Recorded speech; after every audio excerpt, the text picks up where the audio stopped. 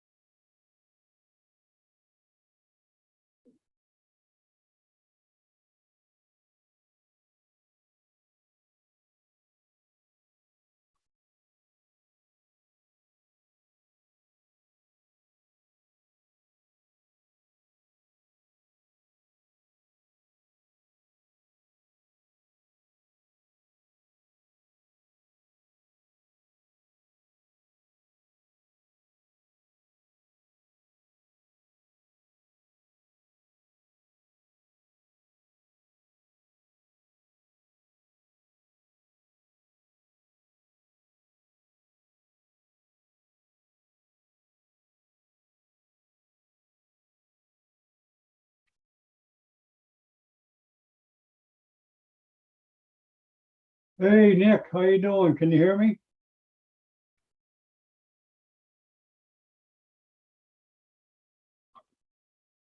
Nick, can you hear me? I don't know if my microphone's working. Anyone in the panel, could you please talk so I can see if my mic is working? Hello, Jafar or Nick, please talk. I don't know. Hello?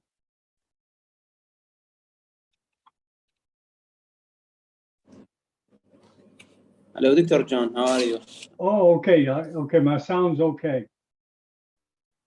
How you doing? Okay. Okay, I'll be back. Okay. I'm okay. Sorry, I don't hear you clearly. No, it's okay. I tested it. It's okay.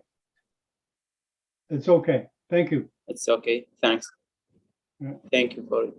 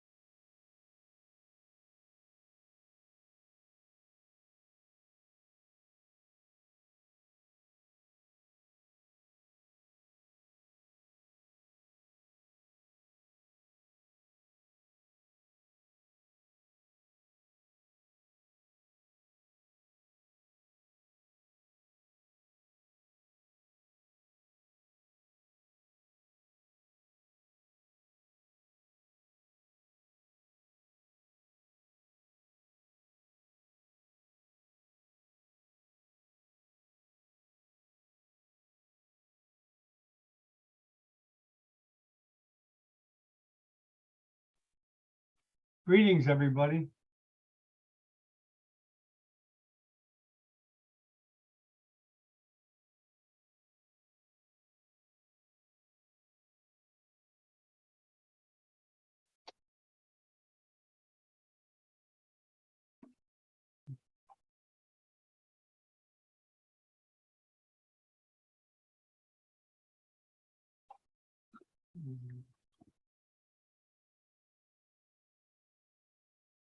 I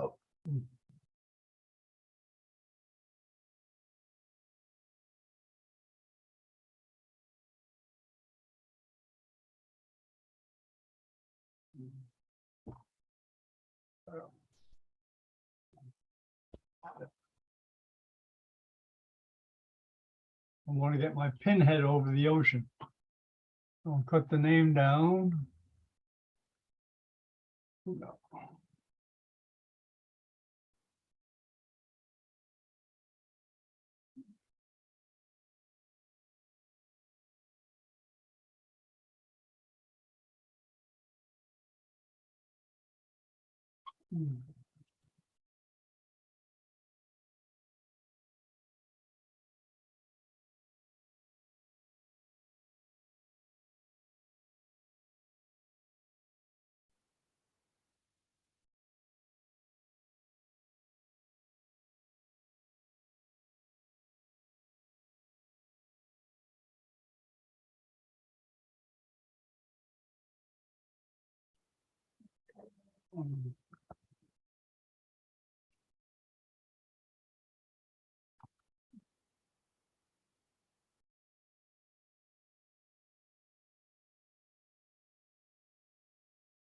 Hello, Nick.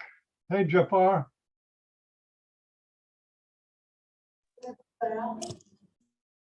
Yeah, move your camera down a little bit. Jafar, you gotta move it. Yeah, otherwise that's good because I make the same mistake. A lot of people put half their head in. Actually, I use an iPad, so I try to move it to make a full picture on screen. Oh, it's a nice picture and background, right? Thanks, Dr. John. Thanks. Yeah, you can use any image you want for a background. So, Nick, are you there, Nick?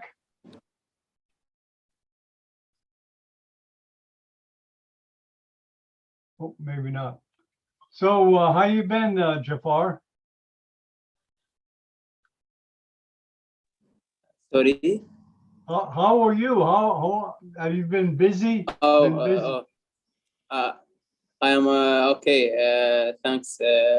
Actually, the previous days I was busy with certain works like organizing lectures and so on for my college. And today, when you share the link to me, I have the time to attend such a beautiful and a brilliant webinar by Dr. Host. To take great thoughts, great ideas about the neurosurgery, to learning some or many things from his and I'm looking forward to take an idea for. I'm looking forward to today. Today will be good. So, okay, I'll be back. Okay, I gotta do some things. Okay, I'll be back. Sorry. I'll be back. I return. Okay. Thanks, Dr.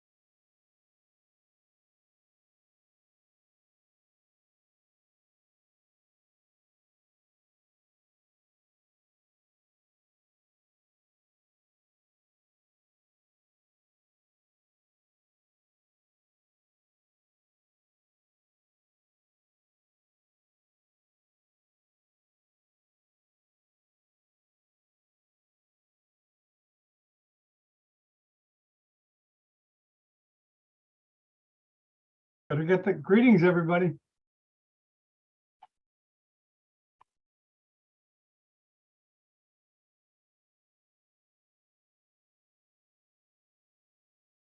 The right background. We're almost live, but where is Samer?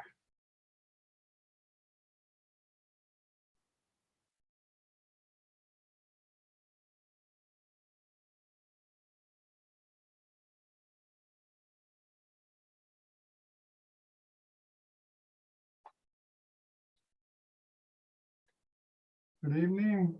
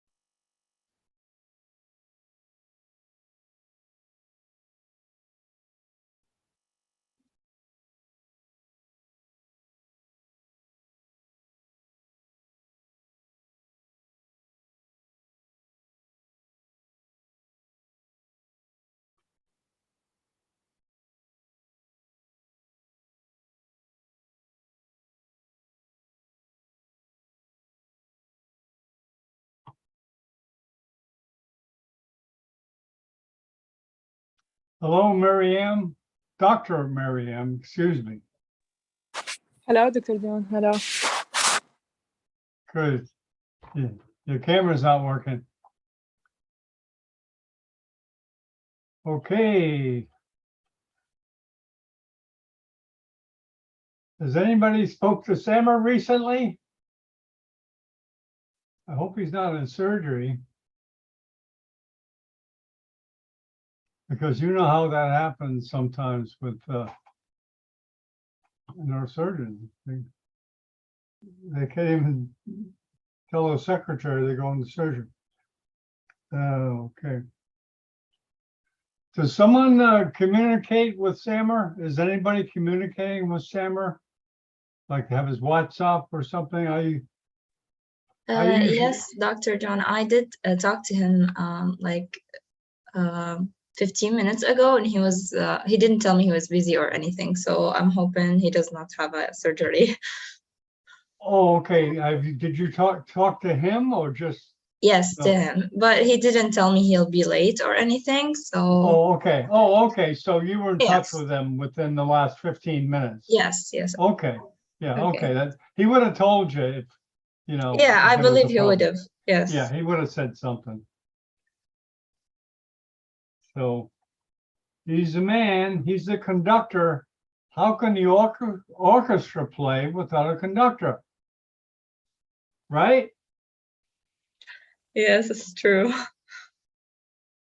Now you guys can all be instruments. Some will be flutes, some will be trombones, some will be drums, okay? Because if Samer doesn't come, we'll have maybe a musical performance. What does everyone think of that idea? Amen, doctor. Okay. Good, thank you. Thanks for the support. You know, that's only happened to me once in 6 years, 7 years, where the speaker just did not show up. The one time. And there was one time, because you had a lot of things happen, it was kind of funny. And one time I had a neurosurgeon, I won't mention from where, not that it matters, but we all have these days. I invited him to the webcast and there was no topic, there was no presentation, there was nothing. You know, I just falsely assumed, well, he's going to present something and a case maybe. And he came, he says, okay, I'm here. And I said, well, are you going to present something? He said, no.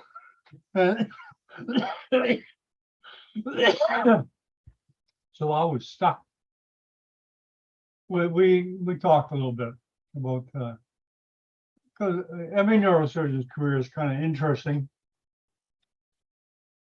And some, I'm sure you guys seen, some guys travel all over the place. The top ones that I've run into, most of them have been to many places. I mean, during fellowship, during training, and most of the top ones have been to Japan for a short period of time. Most of the top ones have been to the United States, and a lot have been to France. That's one thing I find in common with the top neurosurgeons. They have traveled a lot, but for training, now obviously not for vacation. For training reasons, they went where they felt the best training was. And I guess I'm not a neurosurgeon, but I guess Japan is tops in vascular. I'm just repeating anecdotally from some neurosurgeons I hear from. Oh, how do I usually deal with those situations? It's only happened that one time. And the neurosurgeon that came, he had trained at various places, and so we just kind of went into his history. No, I don't have any backup plan really. If someone comes and doesn't have a topic, it's getting less now. But a lot of times, neurosurgeons will come and not be prepared with technically. They won't be prepared. And that's part of actually my job, is to figure out, what kind of connection they have. They have a weak Wi-Fi. Obviously, you can't do good ones with Wi-Fi, but here's Sarah. But especially if you have videos, you got to have good. I didn't pay attention. I'm blabbing so much. I see you, Sarah.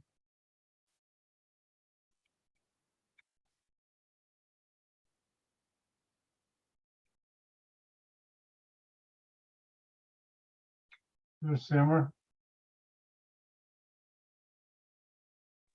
Yeah, I'm here. Yes, I didn't see you there. I hope you weren't waiting long. Sorry. That's some technical issue. Well, let me move this here. Hi, Dr. Ahmed. Hello, salam. Salam Hello. alaikum wa rahmatullahi. Salam Assalam. and Welcome. greeting Professor John Bennett and salam to salam alaikum the Dr. Ahmad Abdulaziz, Dr. Khalifa, Dr. Hassan Muhammad, Huda Jafar, and you, Professor Samir. Thank you very much. And it's pleasure for me to be with you and understand and learning from you and your experience. Thank you very much. You're welcome here. Okay, Thank Samer, you want to start, Samer? Yeah. Okay, here we go. 10, 9, 8, 7, 6, 5, 4, 3, 2, 1. Good afternoon from Miami Beach. This is Dr. John Bennett. We're televising SAMER'S mentorship program from Iraq.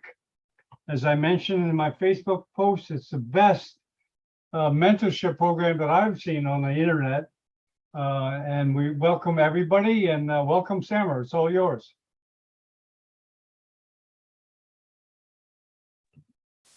Hello, John. Hi, everybody. And thank you, John, for this opportunity. Thank you, Neurosurgical TV, for helping and by connecting people around the world. And I'm really proud of these moments. I think part of it, the current experience, and the second part will be the documented part. At the end, there will be a considerable series that we can refer to for any medical student interested in neurosurgery. We can say to them, go to this series on the Neurosurgical TV, and you will have a good background to start with. So welcome everybody. I will start the today meeting, which is the 8th meeting of our mentorship out of 10, which is the 9th housing neurosurgery mentorship for medical students interested in neurosurgery, for interns, and for junior resident. So we have many objectives and items today, and we have some residency snapshot. It's delayed from the previous presentation. We have some research, let's say golden point. Let's say golden point. Already, you asked me to give this, and we have some operative video for sure, and some quizzes. However, I will start with a presentation of one of our medical student from previous mentorship, who's Jafar Abdul Wahid. He's very brilliant medical student. He's interested in neuroscience in general, and he attended with us as a team some surgeries, some clinics, and also he has a well recognized orientation about decision, understanding diseases. I think he's a star, and he's already a star and will grow more and more. So the stage is your Jafar. Thank you, Dr. House. Thank you. Full screen. You're welcome. Yeah, you see my screen? Yeah, perfect. Okay. So hi everybody, this is Jafar Abdul Wahid, a 5th stage medical student at an university in Baghdad, Iraq. And I've been trained in the previous host mentorship, the 7th and 8th one. And since that time till now, I have many thoughts in, let us say, in deciding in neurosurgery. On the top of that thoughts and the questions are these two questions. Could a neurosurgery shape a human? And what could I do to affect a neurosurgery? So in another way, we can say that could a neurosurgery give me something? And could I give a neurosurgery something? So in general, what I want to deliver here, it's like a dialogue between me and myself, getting throughout that time till now. So let us start this journey together. And it's my thoughts, it's just my experience. It's not something as a fact or something you may encounter. But I believe it's something every one of us should ask himself about. So all that journey started with the neuroscience, and I believe a lot of you here because of that, because when you studied or seeing a brain, studying the neuroanatomy, you're seeing a different level of stuff, we can say. You're seeing something something deep, something complex, something mysterious now. So when I've studied it in early stage of medical school, I've studied like something belonged to me.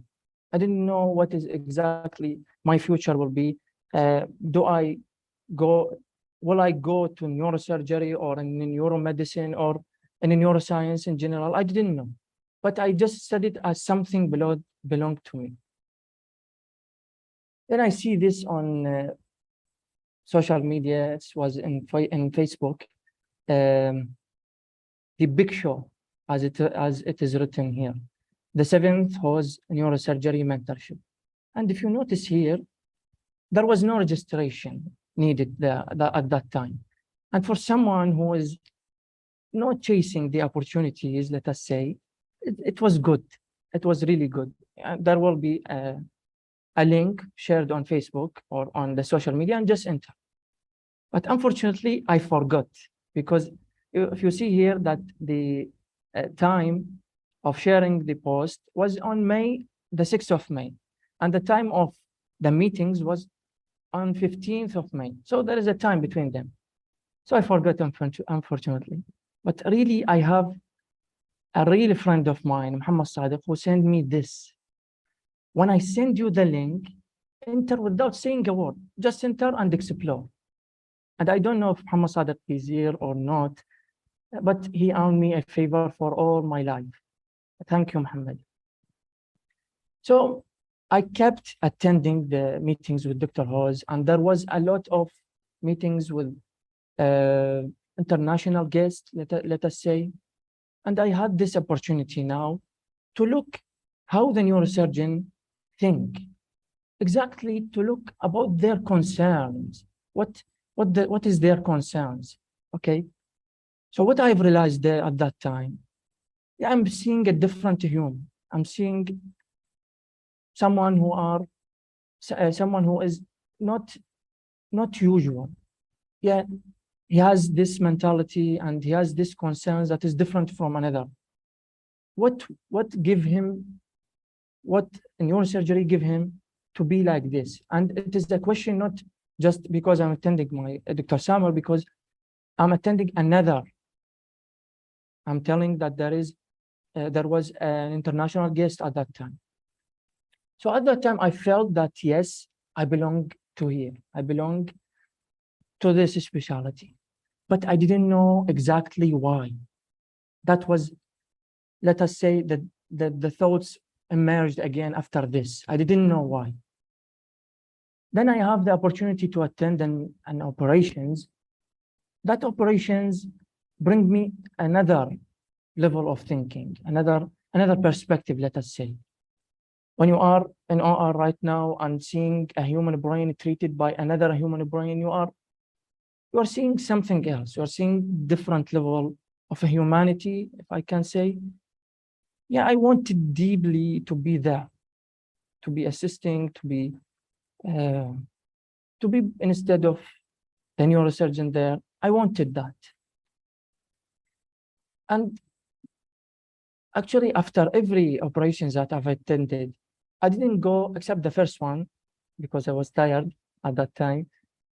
I was not go home directly after the operations. Even almost all of them, there was any time, the time ended too late. I mean, at night.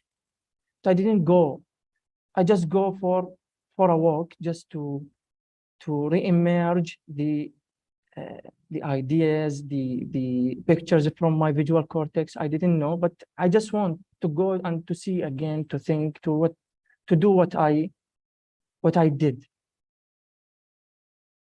And these questions started to emerge. You know, you are experiencing the neurosurgery from different levels. And when I'm talking about meetings, I'm not talking about 50 hours or 100. It's around 500 hours exposing, or more than that, exposing to neurosurgery in different perspective, from deep scientific discussion to the lifestyle of a neurosurgeon, and seeing what is the concern of a neurosurgeon. So and with that, there was operations. So there is there is different perspective. You see the difficulties. Can you handle it? Can you be able to decide whether to go with operations or not? And this is exactly the question. Can I able to decide whether not to operate? And that is especially emphasized after some deep scientific meetings, especially with Dr. Hussam Al-Jihani from KSA. So I realized something at that time, that everything you see, it could be learned. It's not, the neurosurgeons are not born with it. These skills, let us say it is non-technical skills of handling situations or deciding something. It's not something you can get it with your born. It's just could be learned. So it gave me relief at that time, but there is also something in my soul need to be solved. You know, you want neurosurgery. You want to be a neurosurgeon. You love this. But I think something in my mind, my soul, telling me that I need something to be your base to approach the future. You have that difficulty. You have that things that you might encounter. I want you to approach it with some confidence, with something not making you regretting or something like this, handling these situations. So along with that, these questions are emerged. Am I fit for a neurosurgery? And can I do something here? Can I helping in the neurosurgical patients? And if you be a neurosurgeon, what you will get? So I realized that these questions that I've asked myself, no one will answer me about. It's something you will answer it, something through your experience. It's not something answered.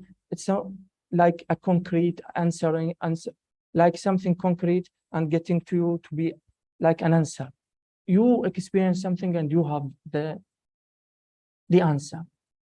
That's what I have realized, that this specialty, the neurosurgery, filled with challenges and stress, with patience, with dedication, and with that, always there is a situations that make you in front of you, asking yourself something, want to learn something new, because there is a need for that. There is a patient need you to learn that. It's filled with a mystery and meaning. And I get relieved after realizing that, but this question also emerged. You know, you are now a neurosurgeon. You are dedicated, responsible, thinker, philosopher, scientist, and that man who want to be better always. Okay, then what? Is that the destination? That was a huge question. And what I have realized, that neurosurgery will give me that advantage, is to look at life always from different perspective. You have this to learn about yourself more and more, and to do this effect in your life, the changing of a human being, changing a patient life maybe. But I ask myself about that exactly. You can do this, you can have this in another specialty, you can have this in maybe even in outside the medicine. Maybe if you be a traveler, you may have this. But what I realized, that in neurosurgery, the challenges and these advantages that you will have is on the top of them. I think for me was the best of the best to have such a things. So could neurosurgery shape a human? From my experience, yeah, absolutely. And how I can answer that, I'm showing myself now in this image, assisting Dr. Alfa Aktham, a neurosurgeon from Iraq, in helping the patient in fighting his pathology, the pathology in his brain. And to have the answer, I think this position exactly will make any one of us know why and how exactly.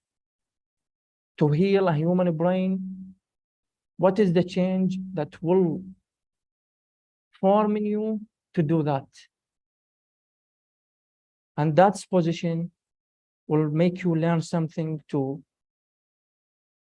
make a change in your life and have this effect in this world, to change a life of a human who are suffering from something related to what you like, which is a neuro. And what I have recently, let us say, realized is being a neurosurgeon is not about being the best in the world, but it is about being the best for the world. So I have realized this, that neurosurgery is a continuous experience, it is a lifestyle. It's not just a job. And I imagine myself, especially when hear this quotes from Dr. Sanid Das, a scientist, a philosopher, and neurosurgeon from Michel Hospital. I imagine myself, I think this is my words if I am now a neurosurgeon. I don't know, but my experience, let us say, it's my word. He said that the practice of neurosurgery is the practical meditation on the good life. And before leaving you, I'm putting another question. What could I do to affect neurosurgery? That's what we want to gather here to answer in the future, inshallah. And to do it, actually. I like this picture a lot. Yeah, I have no more to thank Dr. Hoz. I think I just want to say that this concept that you always say, that together one support each other, it's loaded in my mind. It's just part of me right now. Thank you for your time and dedication. Thank you, Dr. Hoz. And it's a good time to give my thanks to the one who brings the new neurosurgical tools, Dr. John Bennett, for this neurosurgical TV. Thank you for your time, and thanks to the team. Thank you all. I'm really thankful for your listening. And this is my social media accounts. I'm really honored to have a friend from this mentorship. Thank you.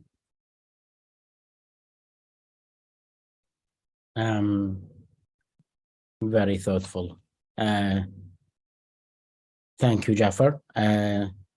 For me, I have no idea what you will be put as a topic for your presentation, but I trust your process of thinking. Once you say that I have something to share, I have something to share with the other student, other team. So I definitely agree to involve you in this presentation. And now I see, okay, this is a correct decision. And I'm really thankful for your efforts, and yeah, in the way you presented, in everything, in the terms, in the accent, and whatever. This is a message by its own, because it's in some way or another represent other people thinking in the same direction or in the opposite direction, whatever. At least there is a direction in the student thinking, let's say. So yeah, that will be a productive for the future. Thank you for your presentation. I think it's very nice and thoughtful. If we have any comment about Jafar presentation, just raise your hand. Yeah, Abdulaziz. First of all, I would like to thank you, Dr. Jafar, for this great presentation. Actually, you talked about what's inside our hearts, like these questions, these queries. But I have a simple question for you, Dr. Jafar. In the future, what if, like we said in Arabic, la samahullah, we did not got accepted or we did not get matched in neurosurgery residency? Do you think that other specialty will fulfill your interest rather than neurosurgery, or you can cope with another specialty rather than neurosurgery, or not? Thank you, Abdulaziz. Thank you. Actually, the only choice for me, and it's a neurosurgery. I have no something in my mind telling me that maybe, as you said, but I don't know. I will fight until the last time to be a neurosurgeon. I don't know. I'm asking. Actually, I expect such a things maybe happen. You know, the future. I didn't know, but I don't know right now. But I don't think that there is another thing cope my, let us say, my expectations other than in neurosurgery. It's the only choice. I don't know, but even the emergency medicine, I've think a little about it before, but I found it no. I have something. I don't know, but this is neurosurgery is the only single one. I don't know, but I don't have another things in my mind.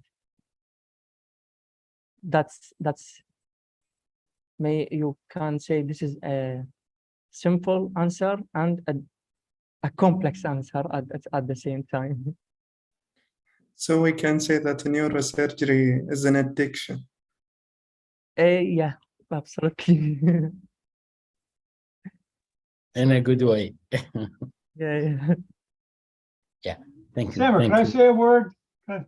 Yeah, please. Yeah, usually I don't, because I'm not a neurosurgeon. I'm just a doctor that loves the internet. But let me tell you a story about a resident that was wondering whether he should go into cardiology or neurosurgery.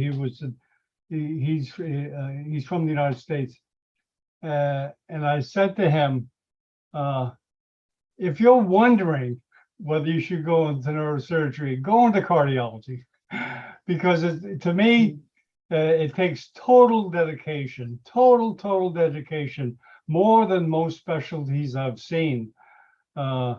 So he went into cardiology at Harvard. So anyways, I just wanted to share that story. Yeah, I agree with that. Thank Yeah. you. Thank you.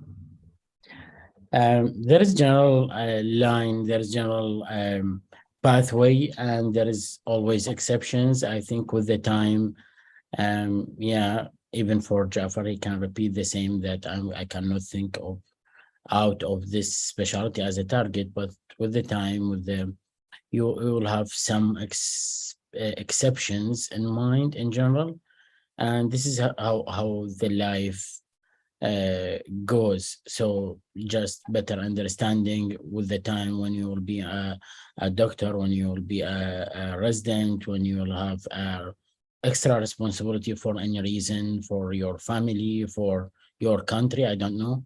Sometimes there is some exceptions, and by these exceptions, as Abdulaziz asked, should be a big justification. So you can, okay, agree that I want to be a neurosurgeon, however, I cannot, I go to this because of this.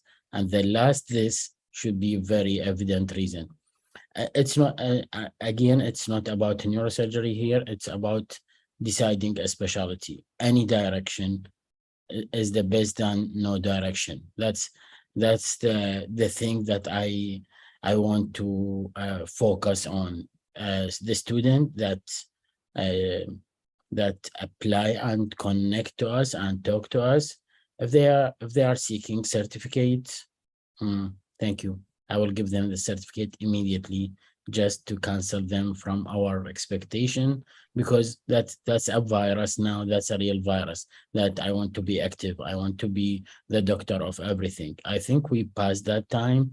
We are in a total different era. We should focus on specialty, subspecialty, super specialty. The earliest you think and you decide about your future career, the more professional you will be early in your career, and that will be a huge advantage. And the more prepared, or the more preparation that you will have, that's will make a big difference in career in general. So again and again and again, I will ask to think like this. It's not about activity. It's not, oh, I know everything. No, nobody know everything, and always a team know more than any person. So just be humble, and at the same time have a huge ambition. Yeah, your dream should be very high whenever you are working on your dream. So it should be very, very high. Low dream expectations, it's a disaster. As an advice, always the dream should be very high. So whenever you are assessing your performance, you will see yourself at a total different level. And the most important, this should be covered with ethical direction, ethical achievement at the same time, helping people, helping. That's what we will start. I think from tomorrow presentation, we will have the research project distribution for the students interested to do research. And from that session, I will start to observe you as a mentor. Even you are young, I will start to observe how you are dealing with your inferior, with other medical students just are like younger than you. How you are a mentor for them, or you are just searching for an instant opportunity. That's very important. And yeah, without ethics, the the best scientist can create weapons. With ethics, the best scientists can create better life. Always I'm thinking like this. It's not meaning that the weapon is just bad, but I mean, yeah, the good intention, the ethical priority is very important. Sometimes I should see a sacrifice from people, sacrifice of your position as a second author. Okay, I will accept to be the third author, just to see that, yeah, this person understand the mission that he is involving in improving his skills and his ability, and this at the end will help him to treat people, to improve the life of people. That's the mission. Other thinking, it's not there. That's a general advice, and I don't like direct advices. I will go to a case now. I need a volunteers. Sorry.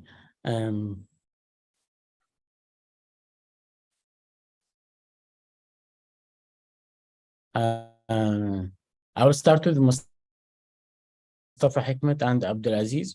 I will save Nicola, Taha, Osama, Muhammad, Nabi for the next level question, let's say, and we will go.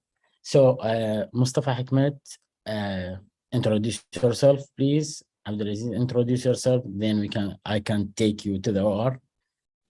Hello everyone, I'm Mustafa Hikmet Saeed Jabri from Iraq, from Baghdad. Recently graduated from Baghdad College of Medicine this year. Yes. You need to work a little bit about the audio issue. I think there is something with the maybe. So, yeah, there's a. Sorry, is my clear now? Too loud. I don't know if there's a buzz sound at the background. Okay, I will. Okay. Welcome, Mustafa and Abdulaziz. Hello everyone, my name is Abdulaziz Al Ahmed. I'm from King Faisal University, Al Ahsa, from KSA. Welcome, Abdulaziz. And I think I forget that I should say thank you to Jafar after all that discussions. Thank you, Jafar, for the presentation. And yeah, I will have a further discussion with you, and definitely we will have an extension and feedback for after your presentation. Thank you again, Jafar. So, and now let's leave Jafar, go to the patient, and with Mustafa and Abdulaziz as a, let's say, as a resident in the team. Always my advice is start with keep your desktop just clean and neat. And yeah, so the first question is already answered, just to have an idea. Sorry. I should stop the share because these are just exposed answers. That's not good to start a quiz.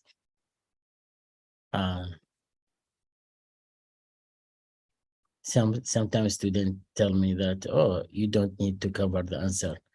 You trust us. No, there is no trust in a student, whatever, regarding any question. That's a rule in life.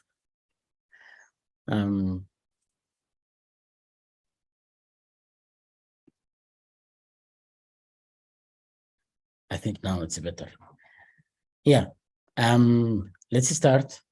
Mustafa, Abdulaziz, open the mic and just answer me directly. Okay. Okay. I have 40 questions for this case.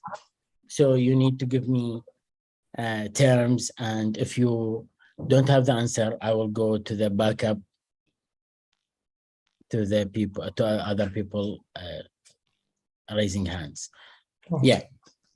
So it's let's go to the scenario. I will help you just to give you a direction, general direction. So we have a patient with acute onset, severe headache, projectile vomiting, and neck pain. On examination, the patient had neck stiffness, and for GCS, the Glasgow Coma Scale was not full. It's 14 due to disorientation. Otherwise, the patient neurologically intact. Differential diagnosis. From the first, we have neck stiffness and we have vomiting and like signs of meningeal rotation. Maybe first I will start with meningitis. Meningitis. Excuse me, Samer, I think you need to make it full screen. Can you make it full screen? No, John, because this will expose the answer. Okay, I'm sorry. Sorry to interrupt. Yeah, Sorry. just for this, I will go to full screen later. Okay. Okay, Yeah. sorry to interrupt. Yeah, thank you. Yeah, Abdulaziz, I didn't hear the two sentences exactly because I'm waiting. Okay. What's because this is not a diagnosis, differential. So put all the possible differential. Whenever you are putting differential diagnosis, the wider the best. Okay. So meningitis, number one. Number two. Subarachnoid. Number three. Meningoencephalitis. I will put it in number one. Number three. AVM. If you consider encephalitis, okay. This is 3. 4. Meningioma. 5.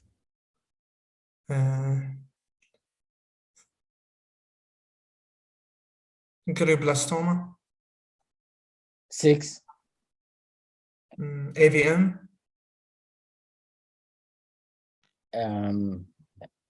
7. I will go with all the term that you know until we get to book. The copybook is yeah. Give me more differential. That will be very helpful. Okay. Idiopathic increase in idiopathic hydrocephalus. Okay. Do you have any suggestion also, Mustafa? Just any space quietly. Sorry? I say just any space occupied lesion like tumor, hemorrhage. Space. This is the question. When you say space occupying versus what? Versus non-space occupying lesion. It's too wide. I need differential. Yes, I think. If I'm asking the diagnosis, so you can start with space occupying, then you give me more focus, like tumor hemorrhage, choose one, then tumor, choose one, that's it. So the hierarchy will be like in down and focus direction. But for differential, no, I need the widest possible. It's not a random, it's not haphazard, just put terms because I will go through them one by one. But till now we have meningitis, subarachnoid hemorrhage, encephalitis, meningioma, GBM, AVM, and idiopathic intracranial hypertension. Okay. Do you have another suggestion to add, Mustafa, Abdulaziz? No. Abdulaziz? No, I have nothing. Are you sure? Yes. Okay, so let's start with going through differential diagnosis by measuring the characteristic of each one against the typical features. So for meningitis, what in the case goes with meningitis? Sudden severe headache, vomiting, neck pain, neck stiffness. That's with meningitis. Against meningitis. Disorientation, I think. Sorry? Disorientation. I think there is no fever in the case, so this again. There is a very common question in medicine and in neurology. What are the causes of non-febrile meningitis or not high fever meningitis? Still, there is some feature, but yeah, as a typical feature, it will be a fever. The disorientation is not a real correct answer, but yeah, for the fever, I will go with the fever. But this is for a case, not for a patient. Like in a patient, the subarachnoid hemorrhage can present with fever. It's just simple. Any patient can present with headache, vomiting, and fever, okay? But for a question building, if they didn't mention fever at all, so we are away from meningitis. This is number one against meningitis. Number two is that the age is not common for meningitis without any clue. Number three, the sudden is and the acute is not a typical for meningitis. Okay, so meningitis obviously is a process, and usually it's acute process, but it's not a sudden.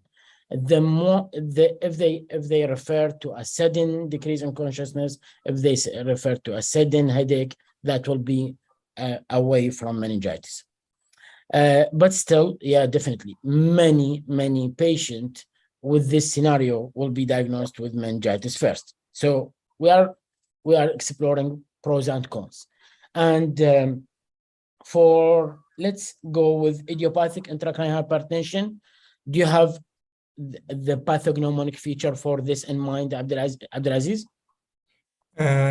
We have dementia, but it's not present in the scenario. Also, the magnetic gate, it was not present. So that will be a normal pressure hydro you are describing, versus the benign or idiopathic increase intracranial pressure, because both are different. Like the MPH or normal pressure hydro is a disease of old age presenting with dementia, ataxia, and incontinence. That's it. That's the line definition. While the idiopathic increase intracranial hypertension, which is with the old name is the BIH, benign increase or benign intracranial hypertension, that's a young female, obese, has a headache and a blurred vision. Done. Okay, so now we are learning how we will put the diseases with the most common feature, just with the name of the disease just attached, because this will help you managing people and going through scenarios, different scenarios. That's for BIH or idiopathic intracranial hypertension, or even if you put a normal pressure hydro. By the way, both of them is not a sudden also. For AVM, I cannot say it's a space-occupying lesion as Mustafa Hikmet described, because there is no what? Any one of you can help me? This is not a space-occupying lesion. This is not a tumor or a mass. No, because the AVM is a mass and can present acutely, maybe with rupture. But this scenario doesn't describe a mass specifically. Yeah, Taha, Osama, Nicola. There's no signs of increased intracranial pressure like the... No, these are typical signs of increased intracranial pressure, headache and vomiting. Yeah, but there was no papilloedema in this patient. It's nothing mentioned about examination. So papilloedema is another example. Is the papilloedema is a sign of space-occupying lesion? No, it may be increased intracranial pressure without a space-occupying lesion. So it's not an indication of a mass. Was there nausea? Not important. And we describe nausea, vomiting as a same thing, and the patient has already vomiting. Maybe Cushing's triad. Which means? So bradycardia, irregular breathing, and arterial hypertrophy. Yeah. These are Cushing triad occur with increased intracranial pressure. It's not directly related to the mass. Let me make it clear. I'm asking here that this is a sign, there is a sign of increase the pressure inside the cranium. However, for me, this is not a mass. This is not a tumor. This is not a hematoma. Why? Because it's not it's not gradual, it's acute. No, because the hematoma may be acute hemorrhage and will be acute presentation. Yeah, Because but it's not a tumor because it's not acute. I mean, because it's acute. there is a hemorrhagic tumor and can present acute. Yeah, I mean, Focal it's neurological not mass. deficit? Maybe because he is neurologically intact. No.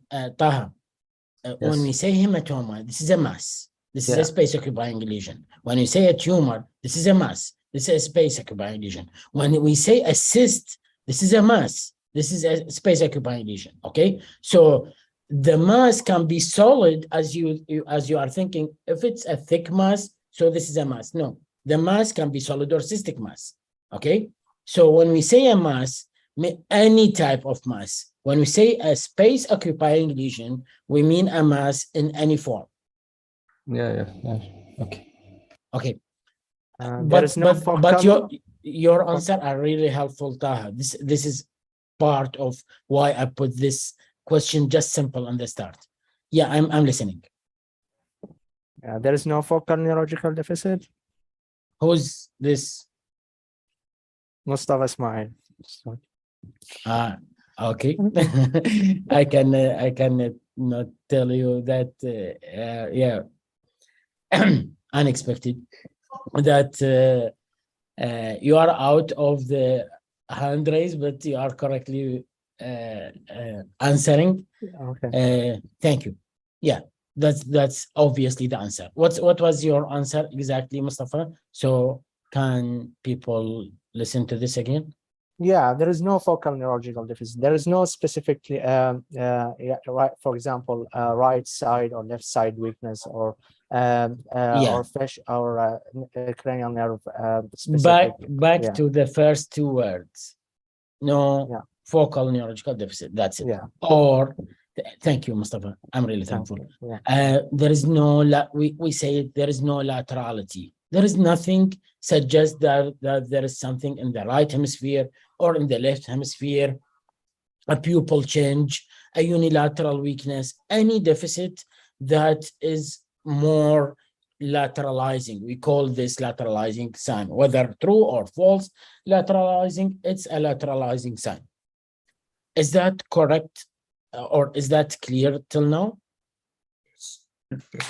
So that because that will omit from the list of 7 that we have. I'm sorry. So just to get back to orient everybody that we have this case and we get a differential diagnosis from our volunteer as a meningitis, subarachnoid hemorrhage, encephalitis, meningioma, glioblastoma multiforme, arteriovenous malformation, and idiopathic intracranial hypertension, and maybe normal pressure hydro. So we are going through each one of these. Meningitis, we say that this is, if it's a sudden, it will be meningitis. If it's a fever, it will be meningitis. However, still there is a high possibility for this case to be meningitis. Number 2 is that the BIH and the MPH, the normal pressure hydro, and the idiopathic increased intracranial pressure or intracranial hypertension, these are totally different setting, and it's not like this sudden presentation with neck stiffness. And now we are going to very critical part. We are just did it, and this is by the help of Mustafa. We say that this is not a space occupying lesion. This is not a mass because there is no sign suggesting laterality. There is no focal neurological deficit. This means I will omit meningioma, GBM, AVM as an cause. Okay. And now I have encephalitis. Any answer for encephalitis? Okay. I will answer this because you gave me encephalitis as a differential, and my answer is encephalitis will be. Do anybody have an answer for encephalitis? One term which is pathognomonic for encephalitis. A confused patient would be encephalitic. Yeah, something with behavior, something abnormal behavior, something aggressiveness, confusion, but it's not the confusion that we say, because sometimes we say The patient is confused. Confused means not that the GCS or Glasgow Coma Scale is not 15. Okay, that's a different confusion. What we want as a typical feature for encephalitis is the aggressiveness, is the combativeness, is the behavioral changes. These with whatever next as headache, vomiting, fever, this is more with encephalitis. And obviously the patient has nothing with behavior in this case. So we are very good at this moment because the real differential diagnosis for expert in this question, the answer should be first, meningitis, second, subarachnoid hemorrhage, and the third, which is too professional, too neurosurgical answer, is the pituitary apoplexy. Okay, so the idea is pituitary apoplexy can present with sudden blindness and can present with sudden severe headache. It's the same as a presentation of subarachnoid hemorrhage. And for board exams, this is very favorable point to focus on, that the presentation of pituitary apoplexy, because you should put this in mind, especially when we go to the CT scan and you don't find the subarachnoid hemorrhage and the patient has no feature of meningitis. You should find some solution. Okay, so I should put the pituitary in the differential from a neurosurgical professional point of view. And again, with do you see the answer, how simple and how it get us to discuss at least 20-25 minutes to go through the most probable differential. By the way, this is very important because this is one of the top emergencies in neurology. Question 2, back to Mustafa Hikmat and Abdulaziz. Considering brain CT in figure 1, what is figure 1? What's the next step? In the figure, I see a hyperdense lesion distributed throughout the space of the brain. So it's moved with subarachnoid hemorrhage. Okay. I see nothing actually. So since I suspect subarachnoid hemorrhage, maybe I will go with the lumbar puncture in order to confirm or to rule out my diagnosis. Yeah. So it's from emergency point of view, from a neurology point of view, from medicine point of view. This is the typical scenario that Abdulaziz said. If it's not clear whether it's CT, there is subarachnoid hemorrhage or not, or I cannot see a definite subarachnoid hemorrhage, I should go to do what's Abdulaziz?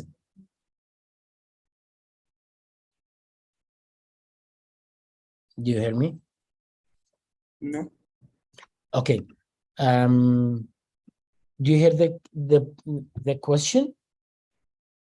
Yeah, we heard, but the voice is cut at the end. Oh, okay, sorry. So considering the professional answer or the professional next step, if you don't see a subarachnoid hemorrhage, and CT scan will be to go to do lumbar puncture. And what you are expecting in lumbar puncture if the patient have a subarachnoid? So we will see RBCs in the CSF. Yeah, there will be a bloody CSF in general. Yes. And that you are correct.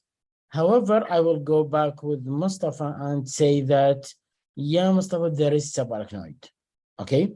And I will comment for Abdulaziz for something that from radiology perspective, if any blood drops of 2 millimeters in CT scan, it can be detected. So that's a good thing. And with the quality of the CT scans improving, this is the thing that we put in mind, that if there is 2 millimeters of blood, it will be detected by CT scan.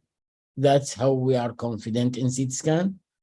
And what I have in mind is that you are correct. You have the correct answer for the theory exams, okay? That if I don't see definite as subarachnoid, I can go and confirm by lumbar puncture. But I can tell you from my humble practice of at least 10 or 12 years in neurosurgery, I never did or see this. Like we are going to do a lumbar puncture to check if it is subarachnoid hemorrhage or not. Okay, just to give you an idea. And if this may happen more within neurology, okay, because those cases can present with a meningitis, as you are describing with the differential. And people with meningitis, this means that the CT scan is not clear for subarachnoid or is not definite. And with the workup, they do lumbar puncture and they found it as there is no culture for bacteria and there is no infection indices, rather than there is a blood. So this is subarachnoid and they refer it to us. And this is one of the paper that we are writing, and it's already described in many literature. That's the initial misdiagnosis of subarachnoid hemorrhage. That's the point that I want to start with. That's why I put this case, because there is a huge misdiagnosis of meningitis. And what this means there is a huge delay. You know, the subarachnoid hemorrhage require urgent treatment because there is high risk of death, of mortality for those patients. And that's why, considering meningitis as the first diagnosis in a patient which is more with subarachnoid hemorrhage, this is let's say a mistake, and we want to study this just not to make it when we are in practice. Okay, however, it can happen for many reasons. Till now it's okay and clear. Abdulaziz Mustafa. Doctor, could you just point the pathology in the CT scan, because I couldn't appreciate it? There is something, I don't know what it is, but there is a star shape. Okay. And this is a white rather than black. So I don't have this structure in normal brain. And this is the star shape, typical subarachnoid hemorrhage. In addition, there is something in Sylvian, something in interhemispheric, because I'm expecting this to be a black, because this is CSF system, and this is CSF system, this is CSF system. These are cellular CSF systems. So all should be a black color hypodense area for CSF, okay? That's why, even if it's not clear, and I'm on purpose, I put this not clear, just a small, just to say that it's just a rough diagnosis, that initial diagnosis, whenever there is a suspicion of blood, yeah, this is a blood. With the history above, it goes with subarachnoid hemorrhage. And now meningitis cancelled as an option. However, sometimes pituitary apoplexy can cause subarachnoid hemorrhage, okay? Because it's a hemorrhagic infarction of the pituitary gland due to sudden expansion of the pituitary adenoma.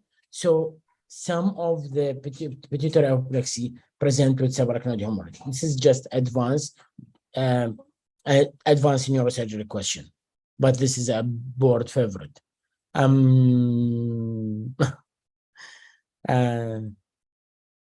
What's the answer? Considering CT scan, I will go through this just rapid to end the case. Considering the CT scan and figure what's the next step. The CT scan, we say that this is a blood, so it's subarachnoid, so I need a vascular study. What do I mean by vascular study? Any vascular study. CTA, MRA, CT angiography, CT arteriography, MRA, arteriography, angiography, I mean catheter angiography, whatever. Any possible, any available. And what's the diagnosis now for both of you, Abdulaziz and Mustafa? I think it's aneurysm. Yeah, there is a pointer to something bulging, and these are vessels. Yeah, this is aneurysm.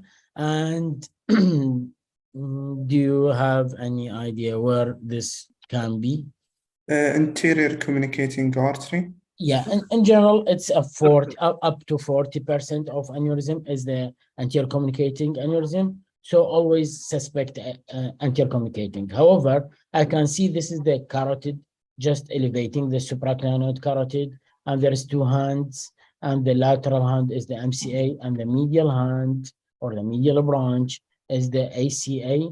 So we are going to the anterior cerebral, and this is anterior communicating.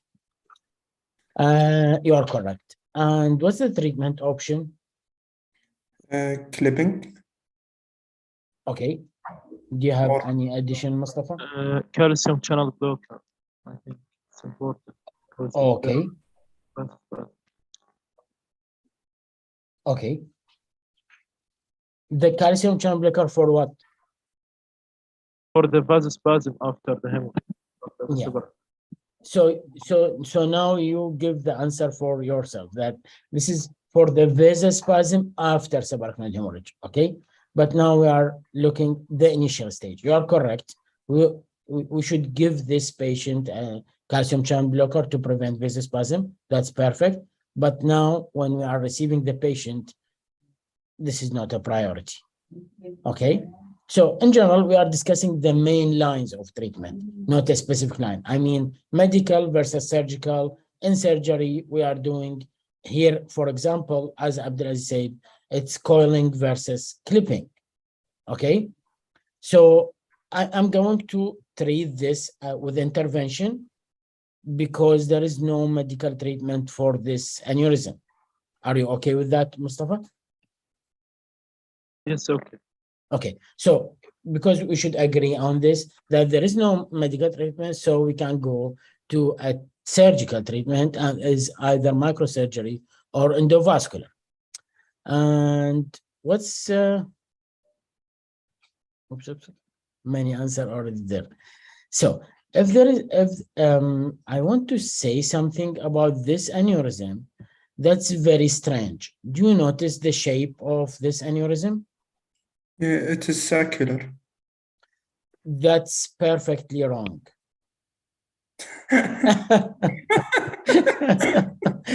Okay, yeah, because this is the typical for aneurysm is that it should be circular, but let me just make this clear that if this is a vessel wall and the aneurysm should be like this, okay. And this is what we say when we say circular. This is what we mean by circular. Okay. So there is a neck here, and there is an aneurysm dome or sac here.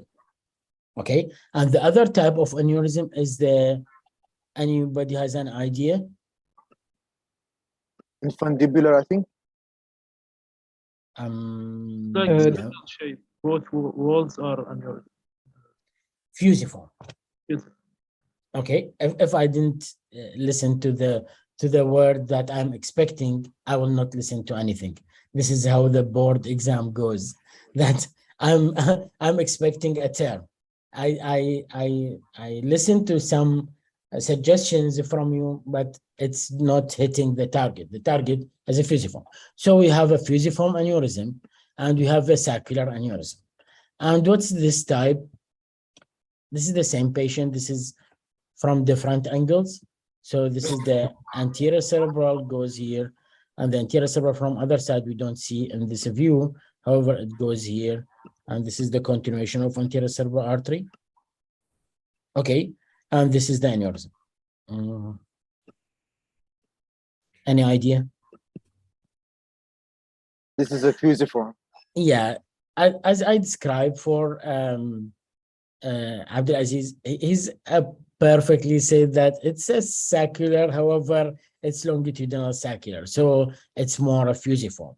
The issue with this case, the strange thing in this case, or the characteristic, is that this is not the regular shape of a fusiform. Fusiform usually involve like the vertebral, like if there is a vertebral basilar, and there is a huge dilatation of basilar.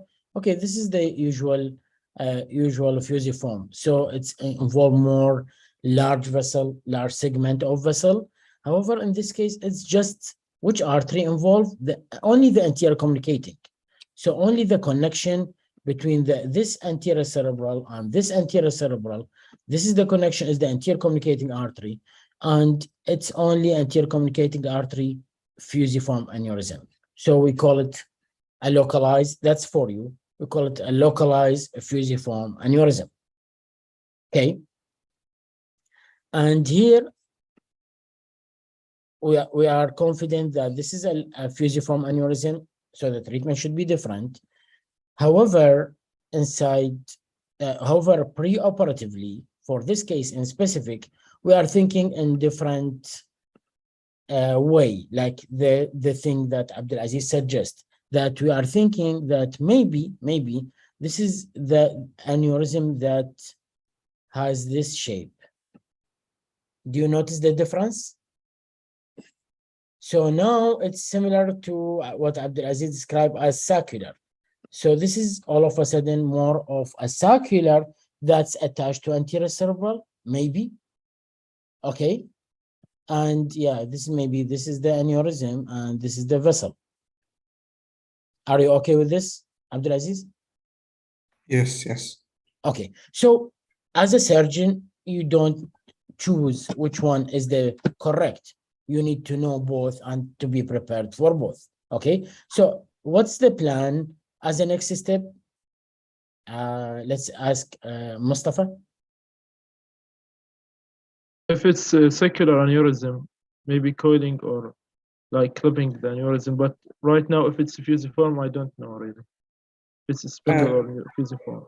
That's a fair answer. Okay, Abdulaziz. Actually, what's in my mind always in the illustration video, they put the secular with coiling. So I will go with the coiling if it's secular. Okay. Yeah, this looks like an option, open-end options. Yeah, it depends on many factors, as we discussed before, like clipping versus coiling. I will not go through this. This is an endless process. You need to have just headlines and the principles to answer your exams and to start your discussion. However, in reality, there is a huge variation. It depends on surgeon experience, patient condition, specific patient anatomy, the availability of service, whether for clipping or coiling, and the availability of expertise. That's the, in general, the headline, how we choose. So basically clipping or coiling. And for the coiling or clipping, for both option is very easy, is very good. Either as Abdulaziz said, I will put a coil here and fill it with coil, or as I will put a clip here, as I demonstrate in the videos in a previous presentation. However, I should have a plan B. If I have this as a fusiform again, okay? So if this is a fusiform aneurysm, what I can do now, Mustafa? I don't think coiling will be successful if it's fusiform, and maybe clipping also. It's not. I think should there's any procedure that compress the aneurysm from outside. I don't know what's the specific answer for that. Yeah, and this is again a fair answer. It's better to be a safe than extra clever. Okay, that's very good from you, Mustafa. Thank you.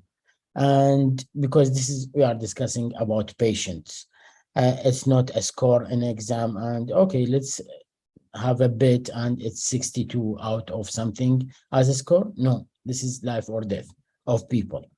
Yeah, Abdulaziz. I think, Doctor, I will go with the clipping. Because since the both walls of the ACOM is affected, So we have to stop the source of blood to reduce the rate of rupture. Okay. That's fair also. Let me put some facts on this case because this is just a rare case. I don't want to generalize things. That the fusiform aneurysm usually it present with other than rupture.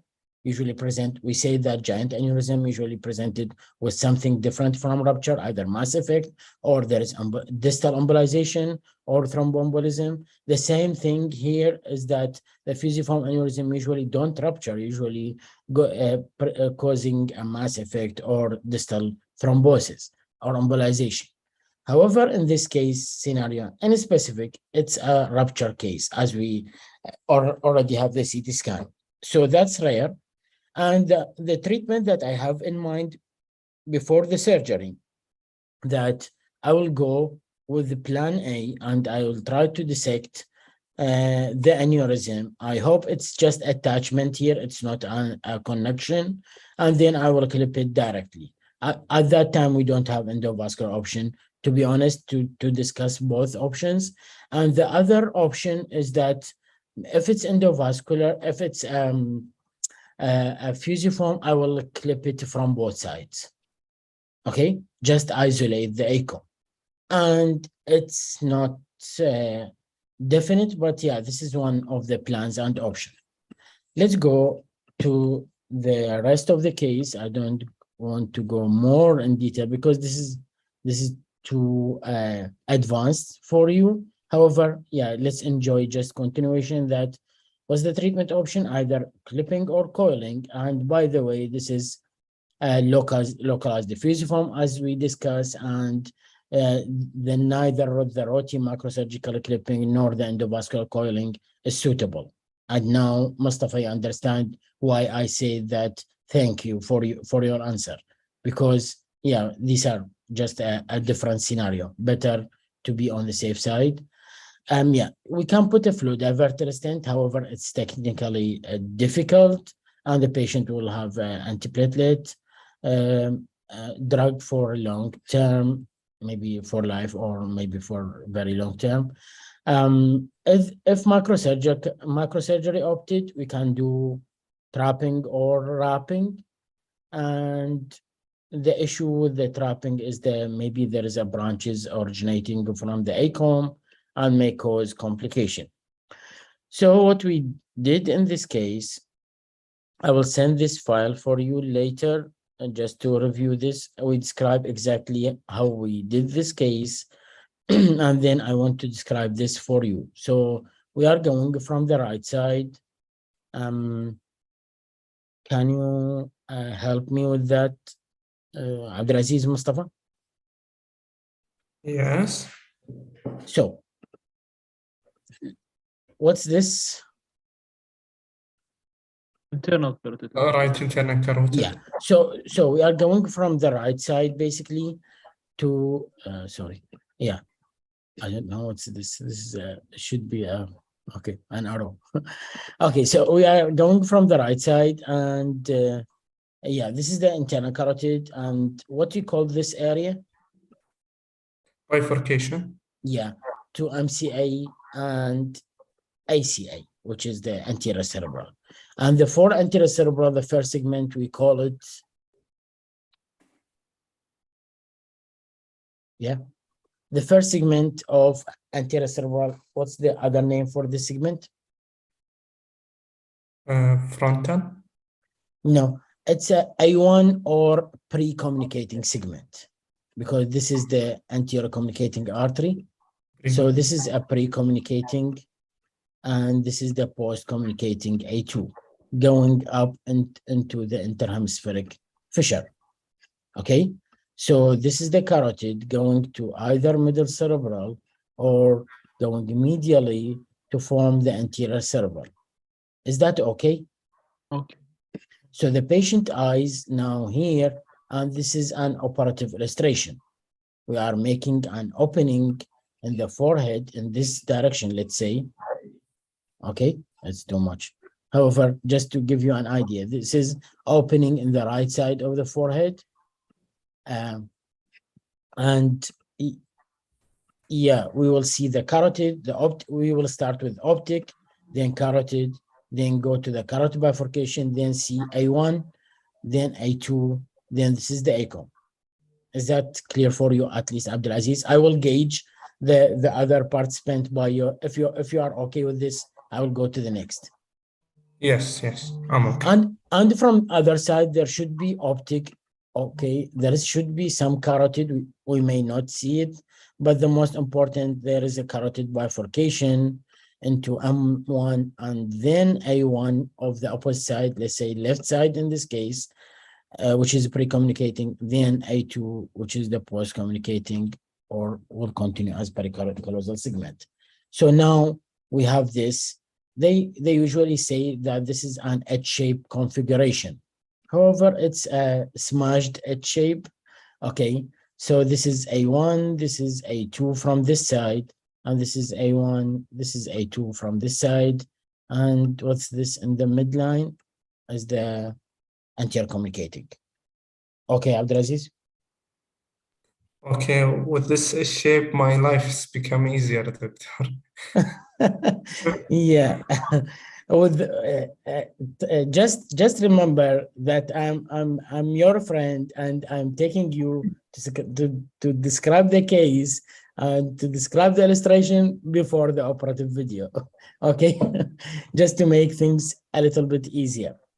And are you oriented now, Mustafa? Yes. Okay, that's very important. So now let's go to more science that within neurosurgery, we will say that dissection will start by step number 1, dissecting the carotid, then go dissection of the A1. I'm expecting that you are understanding this. Okay, Mustafa and Abdulaziz? Okay. Then number 3, we should dissect A3. Then we go back to the neck from this side. Okay, and after that, after we put a clip and maybe temporary clip here, we go to the opposite side and dissect number 5 first, which is the A1 of the left side, left A1, then number 6, which is the left A2, then go back to number 7, which is to identify the other side, either it's connected or not, to put a clip or not.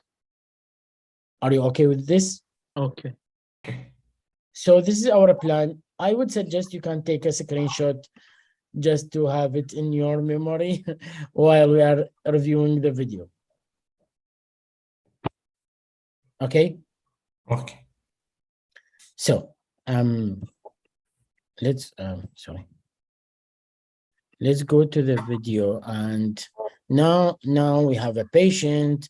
Let's say you are a new resident working with me, and we describe the case together, and we will go to work together for it. So, Mustafa, you will handle the first few minutes. I will just move through it. Give me a direction. What you are seeing now? Okay, I'm seeing the brain, the cortex of the brain with a lot of vessels. Yeah, basically you are viewing the beauty of the brain. How is the how clear the arachnoid? In spite of this, patient has a subarachnoid hemorrhage. However, it's 1 month after the subarachnoid hemorrhage, so it's resolved. And by the way, the arachnoid should be more clear in the usual circumstances. However, due to the previous subarachnoid hemorrhage, there is a little thickening and loss of transparency. Okay, Mustafa? Yes, okay. And to add it to the beauty, it's very clear that this is an artery and this is a vein. Yes. Okay, and that's why, okay, the first grade or the kindergarten drawing for blue and red for arteries and vein, it's correct. You can see it everywhere. So that's the beauty, that there is an artery going from what do you expect this area? Sylvian fissure. Perfect. And for me, that's a success. That as part of mentorship, to go to focus to zoom in picture and ask what is this, and obviously the answer will be Sylvian fissure. We don't have many fissures that appear inside the surgery. That's a resident answer. Okay, thank you. So this is a Sylvian fissure, and you can see there is an artery going from Sylvian down to the sulcus inside, and this is a vein, and this is cortical distribution. It's a beauty. At the same time, what's this area, or what's this area? What's your expectation? One will be frontal and one will be temporal, but Perfect. And we said that we will go to the patient from right or left. From right, I think. From right. So if we are going from right, so which one is the frontal? Which one is temporal? I think on the left is frontal and on the right is temporal. The easiest answer, always the largest, is the frontal. Yes. Okay, even for surgery, even for any craniotomy, the frontal is a little bit some part of it are sacrificable. So if you want to manipulate any lobe of the brain, if you want to manipulate any lobe in the brain, the most one that's friendly for you is the frontal. Okay, that you can manipulate, do some steps in some part of the frontal, and the patient has no symptom, will not be affected. That's just to have an idea. While the temporal is not like this. The temporal, if you touch the temporal, there will be either weakness or there is aphasia and there is no speech. So this is a frontal for everybody. I'm checking that. Abdulaziz, now you are oriented also. This is a frontal, this is temporal, this is Sylvian. And we are going to go, we are going to dissect, if the video work, definitely. Yeah. And this is a specialized knife for arachnoid. They call it diamond knife. It's very, very costly instrument. I operated like using it like for maybe 4 or 5 cases out of hundreds. But this is very nice thing to have. Then you have resident. Obviously, this is a resident steps.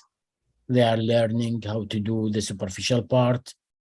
If you want them to do aneurysm in the future, they should start dealing with the arachnoid in this superficial part. Do you get my point? That this is part of the training to manipulate in the safe areas. Then when we go to the aneurysm and deep part, yeah, you should take in charge. One question is that this is the same orientation. This is a frontal, this is the temporal, and this is the right side, and there is no vernix and the Broca's area here. Okay, just to give you a background. And what we are doing now, Mustafa? Dissecting the arachnoid.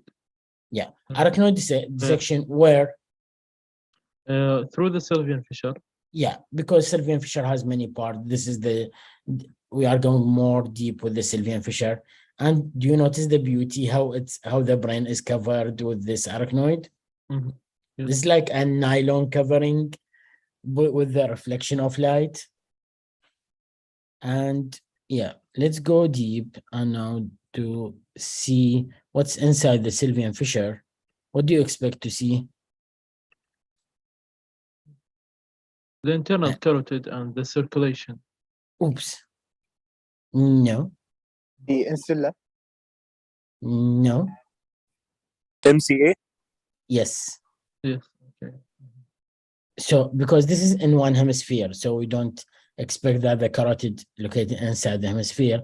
So we are seeing now this vessel inside. Below this instrument is the middle cerebral. What I'm doing here? Can you answer? Dissecting the vessels, remove the arachnoid. Actually, cauterizing the vessel. This is a bipolar instrument that burn the vessel. So we are burning this vessel, then cut it, and the question here is that okay that the brain is not affected by cutting vessels? The answer, yeah. you will learn this. That's the learning of surgery, where to go and how to do. And now, obviously, we are going deep through the sylvian fissure, and you can notice the mid-cerebral artery. Are you okay, both of you? Can you see the depth of mid-cerebral artery? Yes. Okay. So this is just to give you an idea, because this is a new thing that we describe some of the surgery, how to do clip, but from where we start, where we should go, and how we reach this depth. So after opening the sylvian fissure, now the brain is lax. It's like when you have an orange and you want to divide it. And this is the same thing, that it's a disarticulation. So CSF is going out from the arachnoid space, and now we have a more space of the brain. And I can tell by putting a retractor a little bit on cotinoid patty that I want to show you this, that, yeah, for me, from this point, this is the optic nerve. However, it's not there at the start. So we do an opening, we open the dura mater, then we go open the arachnoid of sylvian fissure, separating the frontal from temporal. That's the advantage of sylvian fissure.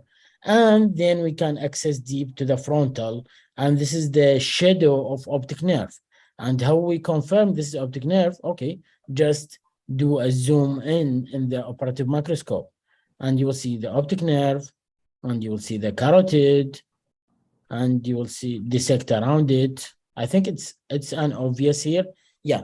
Now let's continue the surgery, Mustafa and Abdulaziz. What's this?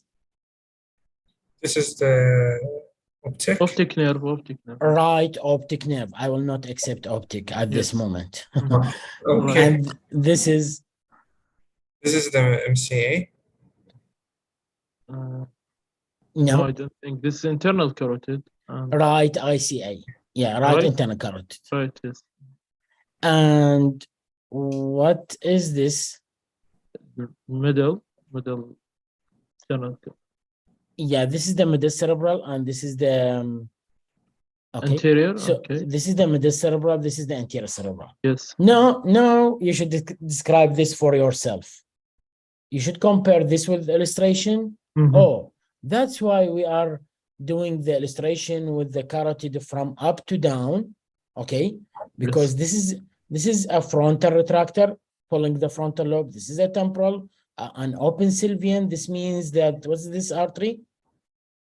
Middle cerebral. Middle cerebral. It was inside the sylvian, and then this is the carotid going up to, however we see it, down to the middle cerebral and anterior cerebral, and this is the right optic. Is that okay? Okay. One important observation here is, what's this? Oculomotor? I don't know. It's olfactory nerve. Olfactory, okay. Just sticking to the inferior surface of frontal lobe, and for us, it's not that critical structure. The most important question here is that when will be the aneurysm in our case? My question is to Mustafa and Abdulaziz, because you are helping me in this surgery. So yes. at least you should know where we should go. Right or left? This is my pointer. Right or left? Up or down? Left. Left. Yes. Down. Let me test Mustafa first. So Mustafa, where? Left or right? Left to the left. Left. Then up or down?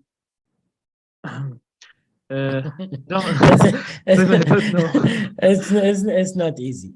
Left, down. Let's say you are describing as something here. Yes.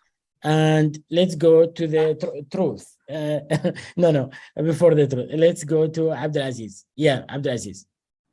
Where you want me to go? Right or left? Left. Are you sure? Yes. Are you sure? Yeah, that's a tough question. That's, as a surgeon, I ask myself this question every 30 seconds in the surgery. Okay, you are doing this, and this is like the 100th aneurysm for me, but still I have the same question in each step. Are you sure? Yeah, this is MCA. Are you sure? Yeah, this is definitely MCA. Are you sure this is ACA? Yeah, this is definitely ACA. Okay, this is very important. If anybody asks why, the answer is clear, because not every MCA is the same. There is 100 possibilities of different shape of MCA or ACA or any artery. Okay, there may be duplication and I go through a wrong surgery.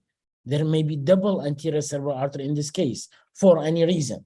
Okay, so revision of radiology, going back to surgery, and still you should be careful with each step, asking yourself, are you sure or not? Are you sure or not?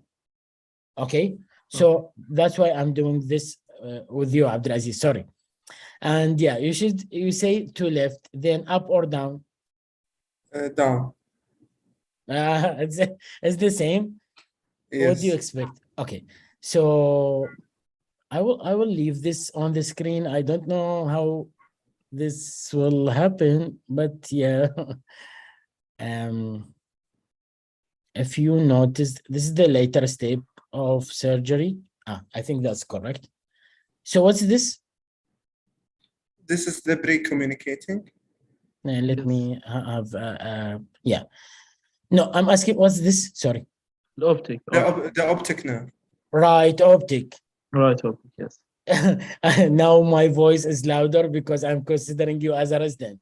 Yes. So you don't you should not make me do the same comment again because it will be louder and more painful. Yeah, okay. So this is the right optic. Okay, and this is the right internal right carotid. internal carotid.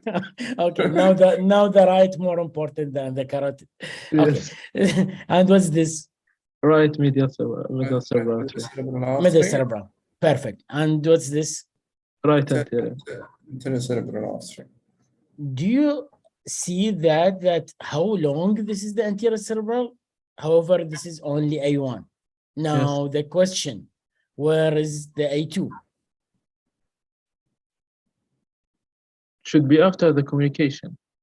Yeah, this is theory. Now you have the pointer. Just guide me. To complete the pathway, searching about the communication. Where is the communication? Yeah, it will be here or here or here or here. Where? I don't know really. Abdulaziz.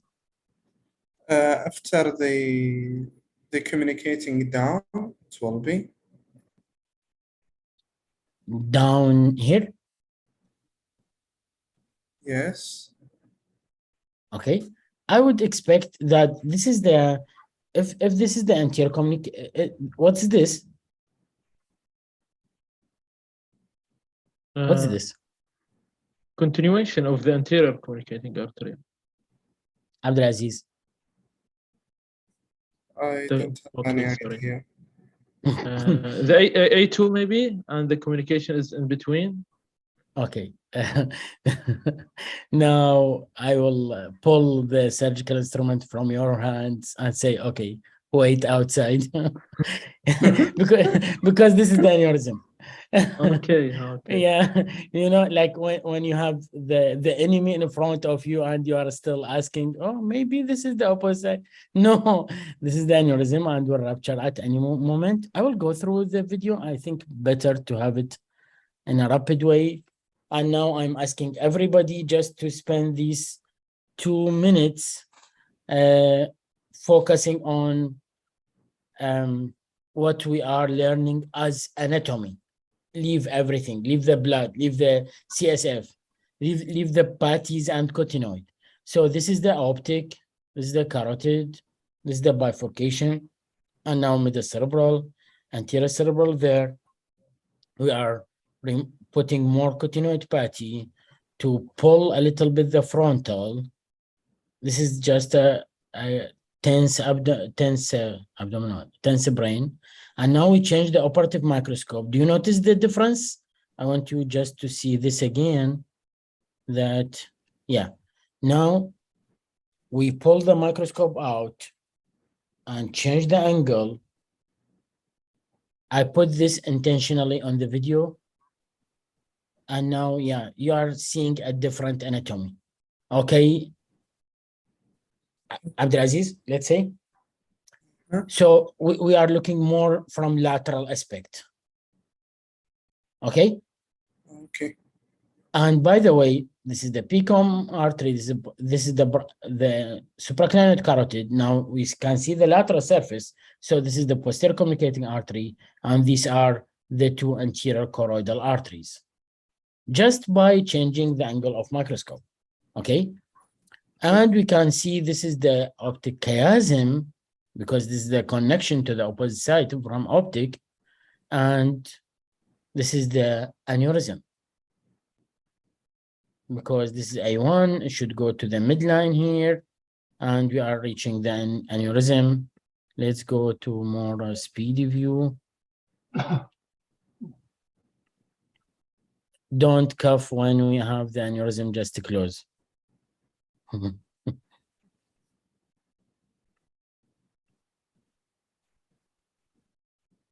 So now we are seeing, do you see this? What's this? This is the continuation that you just described. Yes. Oops. Oh, okay. I was thinking that this is the end of surgery. Okay. So, just to make it clear that we are separating the artery here, and this is A1. Now a full focus view. I think at least Mustafa and Abdulaziz understand a little bit about this. This is A1. This is the possible A2, and this is the aneurysm neck. Do you see how we do a paddling for vessel just to separate vessel from other? Yes. This is very technically important thing, just to give you an idea about this important artery. Do you know where is the important artery? Oh, the small one, because we already know the anterior cerebral artery is important. I want just to instrument to go away a little bit. Yeah. So this is the anterior cerebral. As we said, this is A1. This is the A2 going there. I think I need some direction to make sure that everybody in the panel, in the meeting understand. This is A1, and this is the direction of A2. And here I'm seeing the neck of aneurysm. Maybe the aneurysm, as we see in the angiography, it should be this shape. Okay, but hidden behind this brain.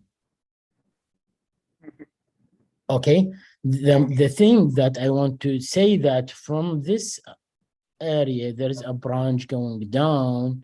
This artery is very important, called recurrent artery of Lubnar.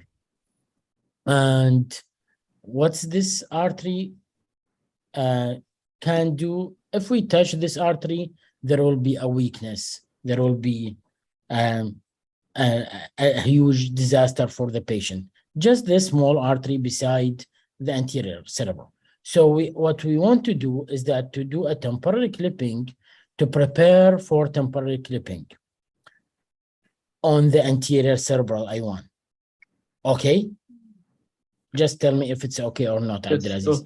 Okay. So prior to prepare a temporary clipping, we have this dilemma that these vessels are stick together.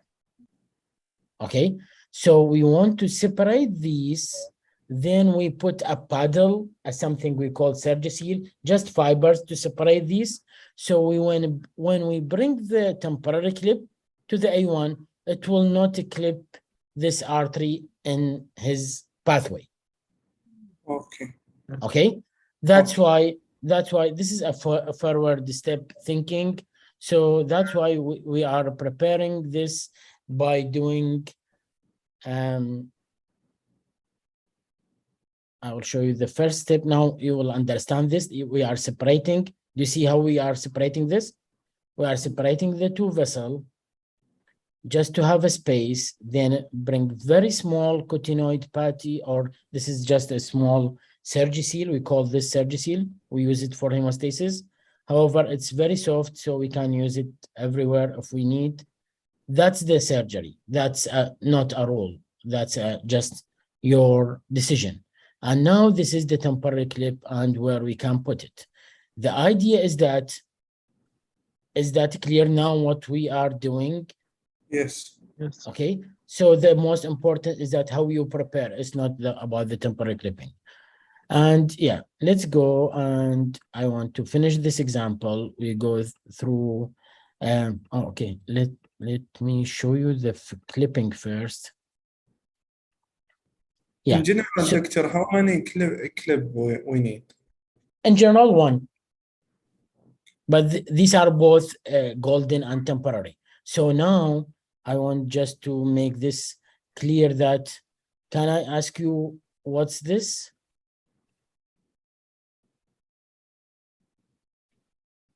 What do you mean, doctor? Well, can you?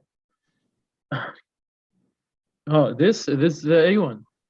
Okay, perfect. And what's this? The A2. And what's this? The aneurysm. Thank you. So this is the clip on the A1, and this is the clip on the A2.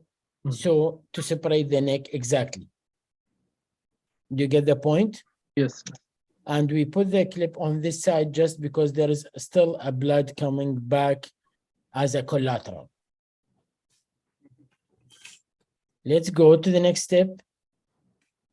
And now what we will do, we will put a clip here. Oh, sorry. Okay. So this is the neck of aneurysm, and this is the aneurysm. Both of you are fully oriented now? Yes. Yes. That's a part of surgery. Many surgery, you should describe this again on the operative video at the end of surgery to the resident that he's assisting you, because sometimes you just missed, oh, what they are doing. Where is the A2? You just forget what about the exact detail. You need to revise this. So now we understand what we are doing is to clip the neck. I don't agree with the angle of this clip. I think it's clipping very close to the neck. However, you can notice how small the aneurysm is after clipping. It's just a shrinkage. You can see this aneurysm, and now it's shrinked, and we remove everything. We are going where now? To the opposite side to dissect the anterior cerebral of the opposite side. And do you see what's this? The thing that I'm touching here. What's this? This is the aneurysm. Okay. So this is the anterior cerebral clipped, and you can see that, yeah, this is the major part of the clipping, and now we are dissecting the opposite side just to check. And yeah, unfortunately, it's connected. You can see here it's connected. So this is a fusiform, and my decision at that time is to put a clip trapping, to put a clip from the other side. The patient went, the surgery went well, the patient is very good, everything is okay. However, scientific decision is not very correct, maybe because there is sometimes a perforator from a comb, anterior communicating artery, and I didn't count for this at that time. That's why I discussed this in a separate paper. What are all the options? So obviously this is very large, and can you say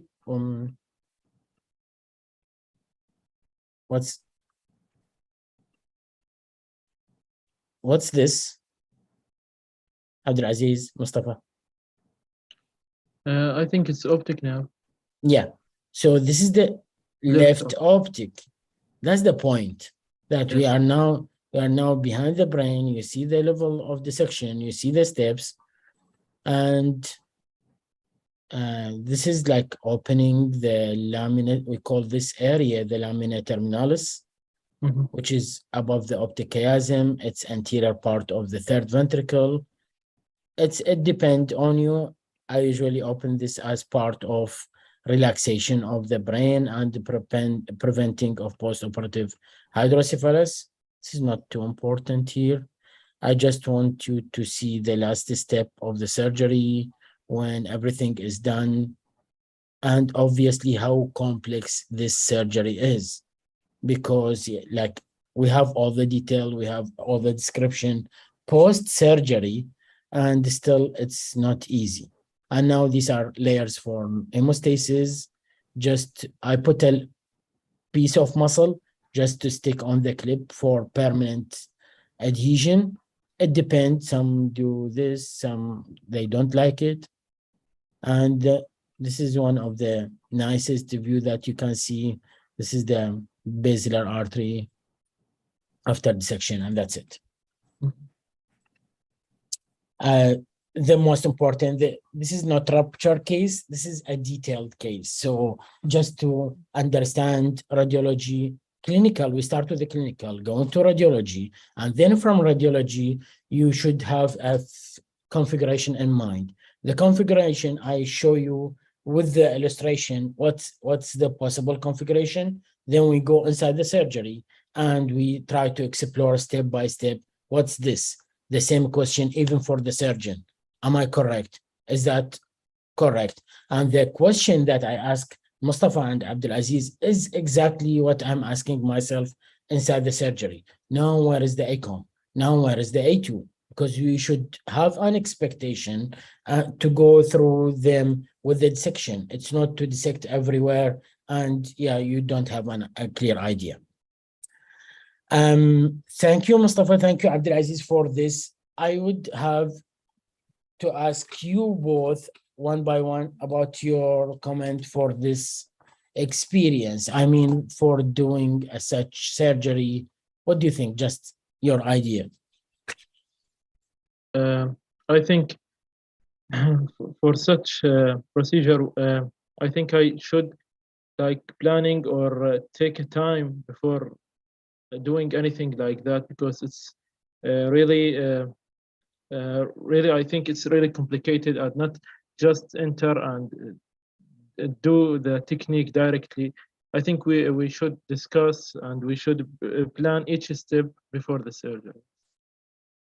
Yeah, that's why the residency is 5, 6, 7 years, 8 years sometimes. You need this years and years and practice and cases. And that's why if you are exposing to some kind of surgery during residency, it's difficult to shift into another total orientation. I mean, if you are doing a brain every day, it's difficult to graduate from residency, then start as a spine surgeon. It doesn't match. However, both of them are neurosurgery related, but I think now you will start to understand what's the difference between anatomy and radiological anatomy and operative anatomy. Yes, thank you. The thanks for you, like, yeah, this is part of, this is for your first surgery. Thank you, Doctor. Thank you. Yeah, Abdulaziz. Thank you, Dr. Samer, for this great opportunity. In fact, actually, as Dr. Mustafa said, and as you said, in a neurosurgery, the life is different. We have to deal with the cases as they're always the new cases. You always enumerate that we should prepare for the case before enter the OR. So we reduce the risk, we reduce the mortality, the morbidity rate for the patient. And actually, from the beginning of this mentorship until now, I am shifting my direction from spine to cerebrovascular with you, Dr. Samer. It's a biased mentorship. I told everybody from the start, this is a biased mentorship. However, yeah, part of the message is that you should love your career, love your work, and have the full passion that you start every day, that you are happy, honored to have this as a lifelong job. It's an honor. Otherwise, you will find this career career a difficult one. And I think for every career in general, every specialty is the same story. If you start every day like feeling that you are proud of yourself and you are have the advantage to do this job, this will make your life easier. You will not count hours. The same thing that I'm doing here with you.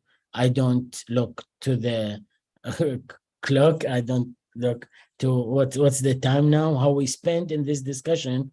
I don't know if I see this, I'm expecting, yeah, at like 2 hours, let's say 30 minutes with Jafar presentation. So we spend 90 minutes just giving an example. So it's not a countable thing. But for me, this is a very nice experience because I have the advantage not to show this only for one resident in the OR, to show this to Mustafa and Abdulaziz, and they are simulating a real team. At the same time, it's in front of many people that are oriented, ready to understand more and more detail. So that's how we think of neurosurgery. And yeah, you are correct. But still, it's biased. Don't think of neurosurgery and of vascular as the best thing that I may choose. This is not a simple answer to a big question. No, you should choose something based on your passion, your talent, your intention, your style of life, your style of thinking. And yeah, part of it, you should have some examples. I'm giving you this example, and I'm sure that there is million of example. It's not even 100. There is million of example of people that are just loving their career and they are interested in what they are doing. That's the key. I will have more question, but I will go to the next case just in a rapid way. I will go with Mohammed Imara, Nicola, Taha, Osama. If you are alive, the four.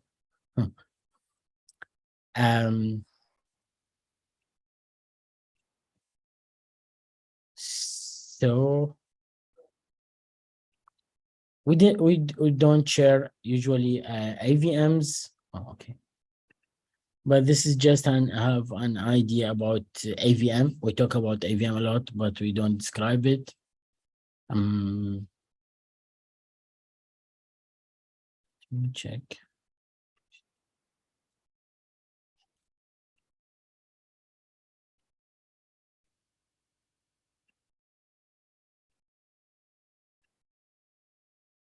Yeah. So I want to give you an idea about the imaging for the patient first. Yeah. Am I sharing this or not?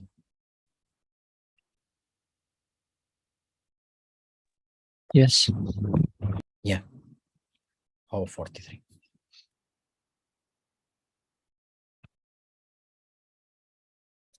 Yeah. Who's with me now? Osama, Taha, Nicola, Mohammed Imara. So it's like a final exam now. The single abnormality found in this MRI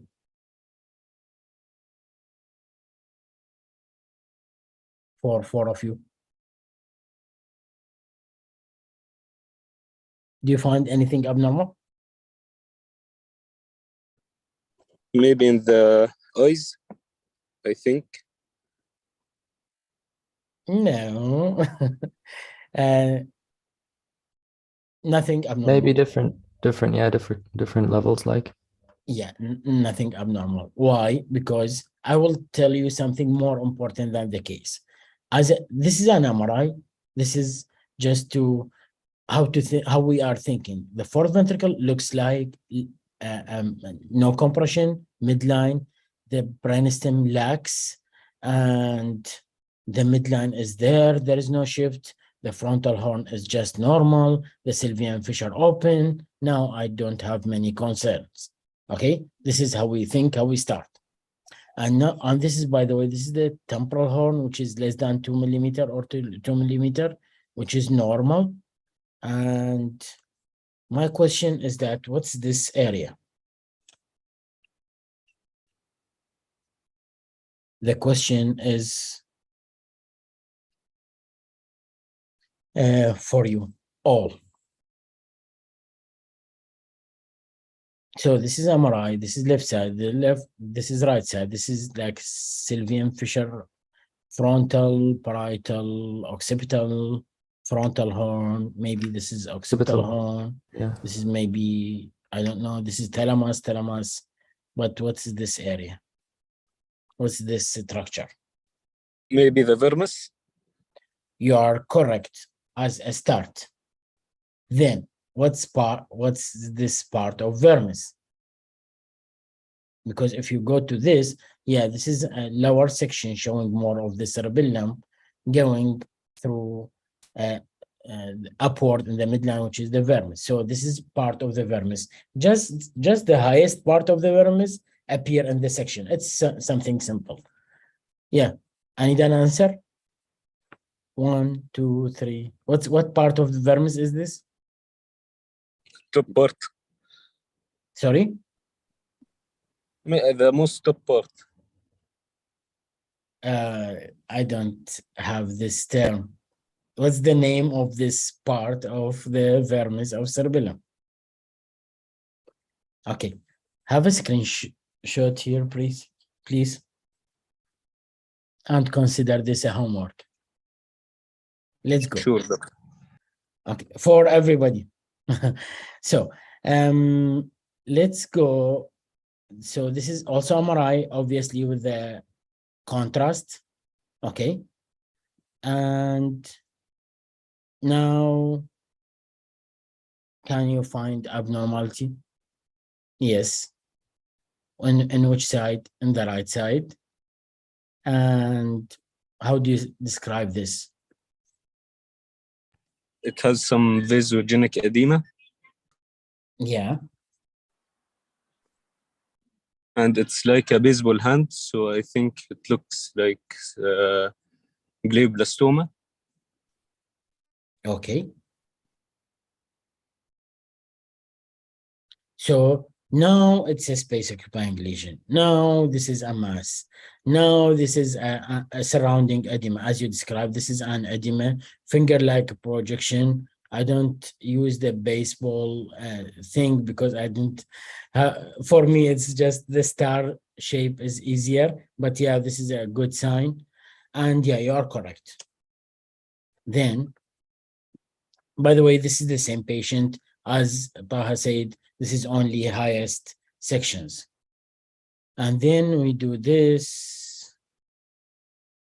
This is the CT scan. Do you see anything abnormal? The answer is no.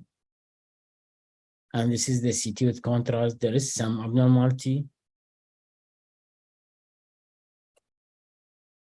Yeah. So again, who's answering me before about the edema? It's me, doctor. Okay. Come on, Mohammed. Oh, so it's the same edema. Do you have any other things that you notice in this imaging to add to that image? So this is also MRI, but we call it T2 MRI because the CSF is white. So the ventricle is white and the sulci is white. And obviously the edema is white because it's a fluid like CSF. And the abnormal thing that I can say is that not the black area, the mass area maybe, but the abnormal thing is this haziness. This area of dots, black dots, do you see this? This is like a worms. So we call this a bag of worms. And what I mean by this, like this representation, what's this as a presentation? How do you describe this? Yeah. Space occupying lesion on the right side that's hyperdense. That's nice. However, disappointing. CT scan. No, wait, because this is Osama. I think he's oriented enough just not to say space occupying lesion. This is like we are in the street of a very tiny city, and I'm asking you where we are, and you are saying we are on the earth. Okay. And then we are in Asia. Okay. So I need exactly, this is not a space occupying lesion for you. I know that you are not oriented. When I ask you, I need a direct answer. This is a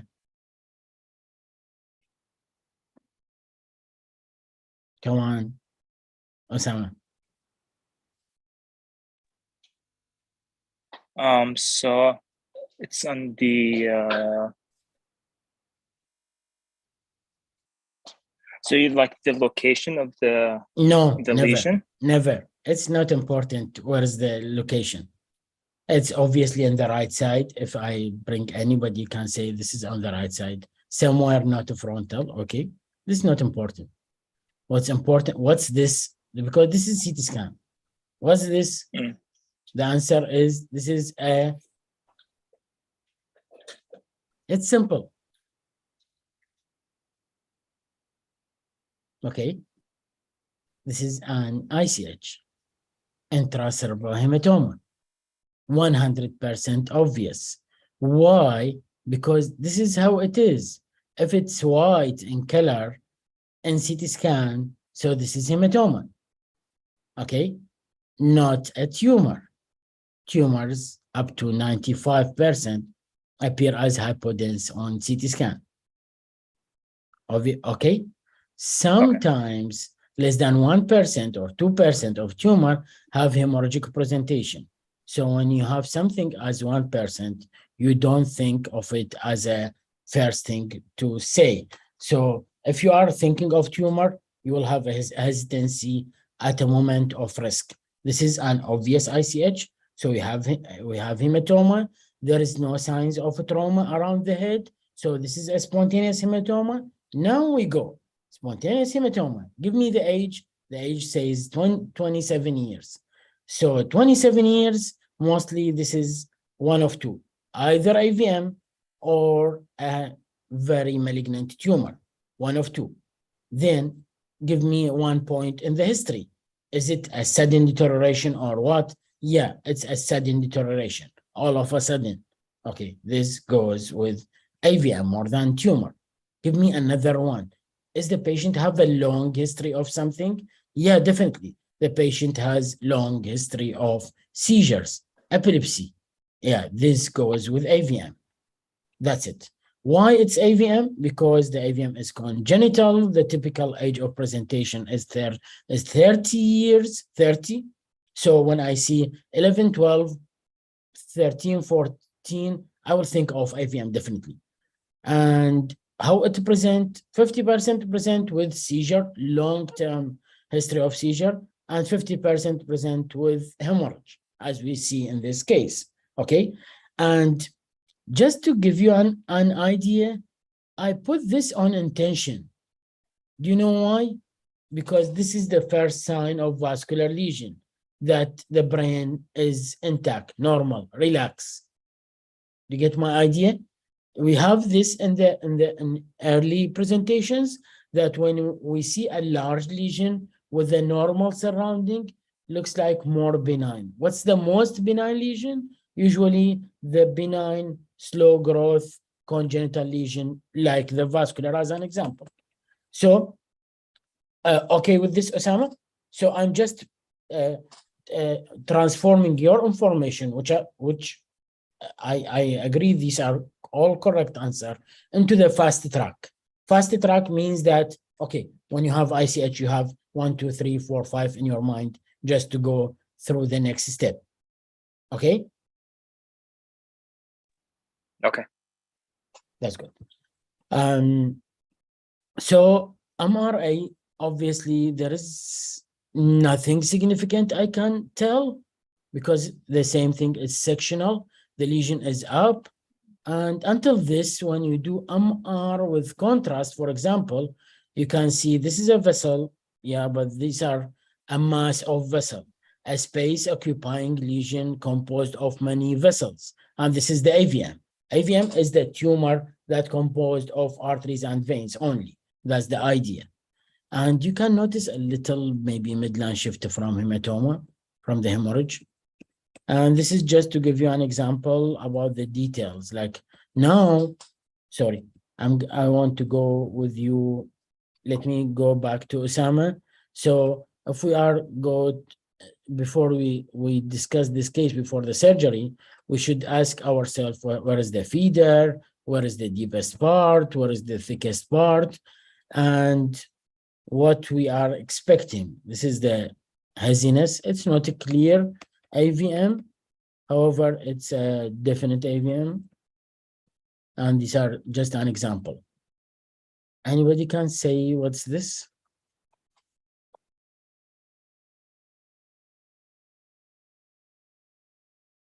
Anybody? ICH? No, this is ICH. This is another thing.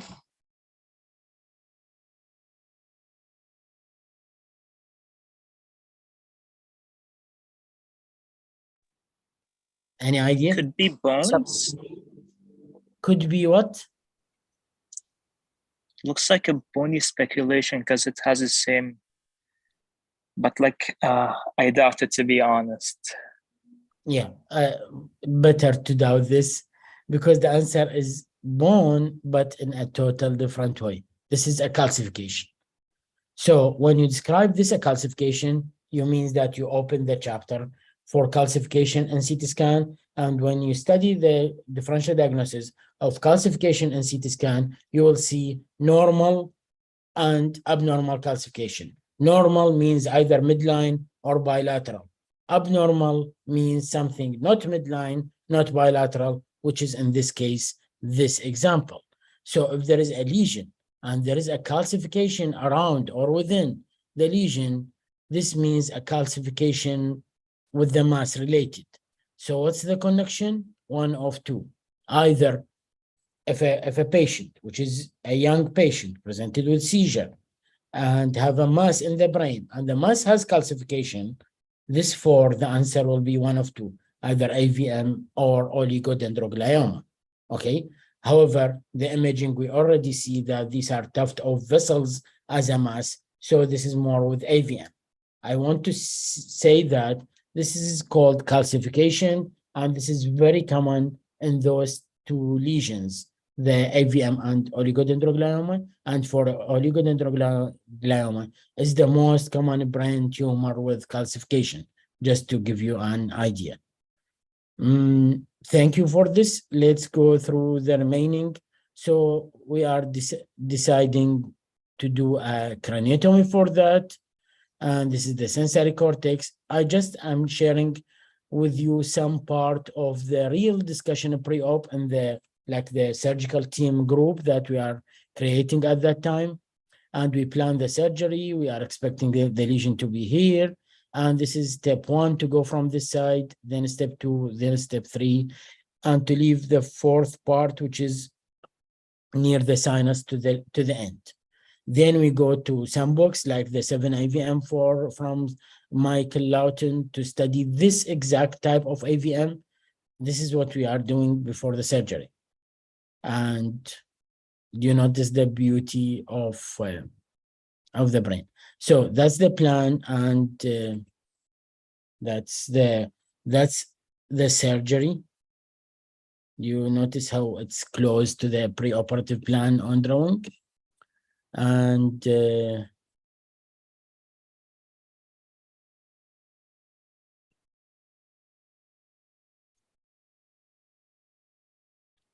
so this surgery, we do the AVM resection in a teamwork, like 2 surgeons alternating. And now I need, let's say, Taha and Osama. Yeah. So I just want to ask a few points where we are dissecting. So now you can see the difference. We don't have the arachnoid knife. I use just a head of regular needle, just simple needle to open the arachnoid. Okay. Then we can go from that. I just want to, 10 is too I'm much. sorry to interrupt, but I'm not sure if the screen is being shared. Really? Yeah. Sure or not sure? Yeah, I don't see it neither. Yeah, okay. So you are sure it's not shared. Now it's Sorry, guys, I missed that. now it's shared. Yes. Okay. Yes. So let's go back to surgery. Now there is a beauty of brain, and now you can notice that I'm using not the luxurious arachnoid knife. We are just using the tip of a regular needle to dissect the arachnoid, and you can see how tough the arachnoid. Do you have an idea, Taha, why this arachnoid is just, do you see thick, white? It's not such a transparent.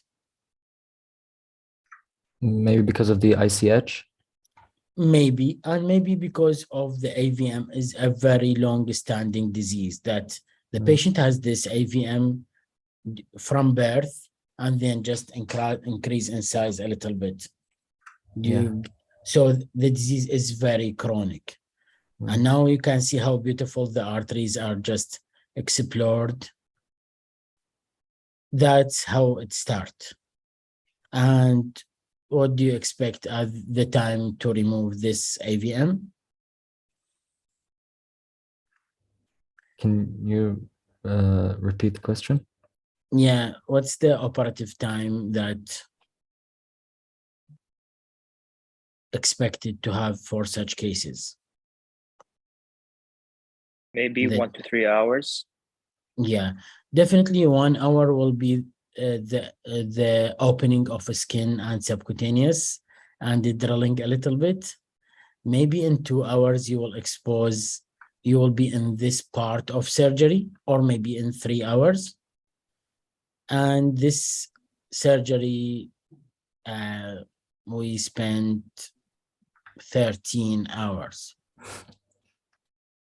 Okay, so you are just, do you remember the angles that I put on the illustration that we should go from this side and from this side and from the 4 sides?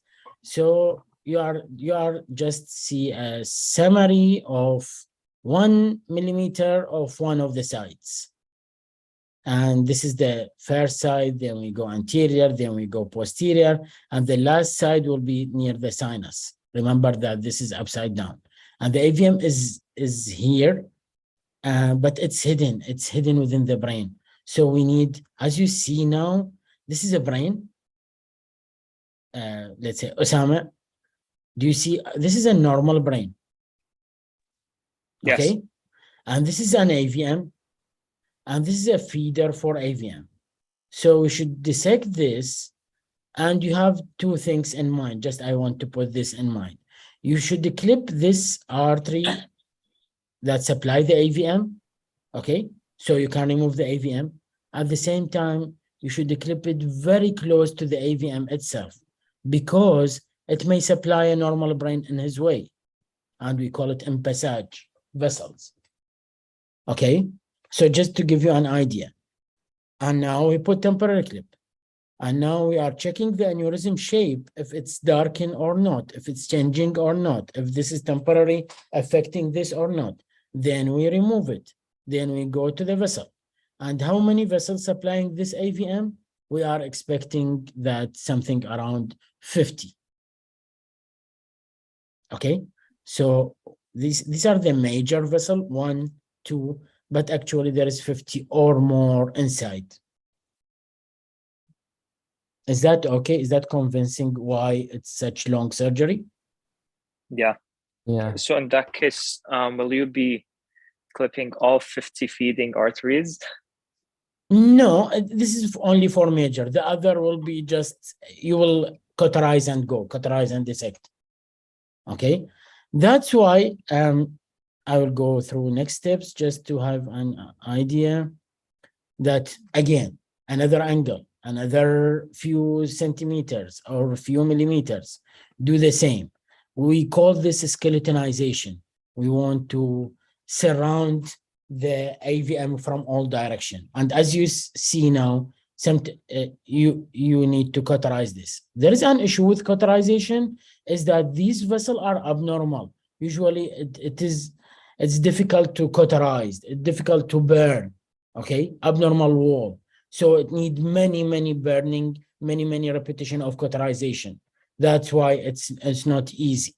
And at the same time, you need to be clear with the edge, because if you go inside the AVM, you will not see anything except blood. Again, dissection, we are going just from superficial to deep in a pyramidal shape, and a rounded pyramidal shape. So we are circulating around the edges of the lesion. And I will not show the 17 minutes, but just to have some ideas. So again and again, millimeter by millimeter, full magnification. This is just an important example. Do you see there is I want to see, yeah.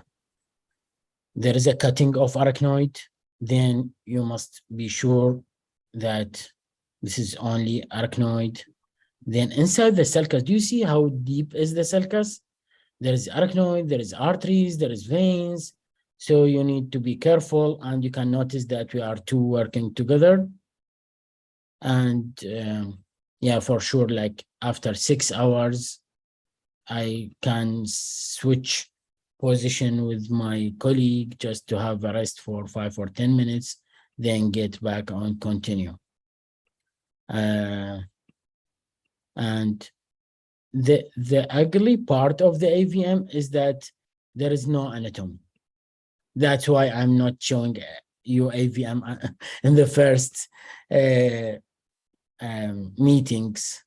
There is no anatomy. It's a war. It's a typical war. As I said, that you have a plan, and when you will start the fighting with the enemy, and what's your plan B, and what's your preparation, because it's the range of such surgery is 10 hours. And now you can see how many vessels and vessel in each part of it. And yeah, this is like a tumor. However, it's a tuft of vessel. And you will spend hours and hours dissecting and applying all the principle of microsurgery, including dissection, including hemostasis. And you can see now we are more and more isolating the AVM here and working to cut more supply. And in this example, we are able to see part of the AVM because we are already treating and executing the closure of the major branches at the start of surgery. Just to give you an example, how difficult, how ugly this surgery is. And do you remember the patient age? The patient age is 27. And do you remember the patient presentation? The patient presentation has seizures. So the patient is healthy, wealthy. And you should try to make this healthy, wealthy even post-op. I mean healthy, wealthy for neurological deficit. I mean, she's not paralyzed, she's not retarded.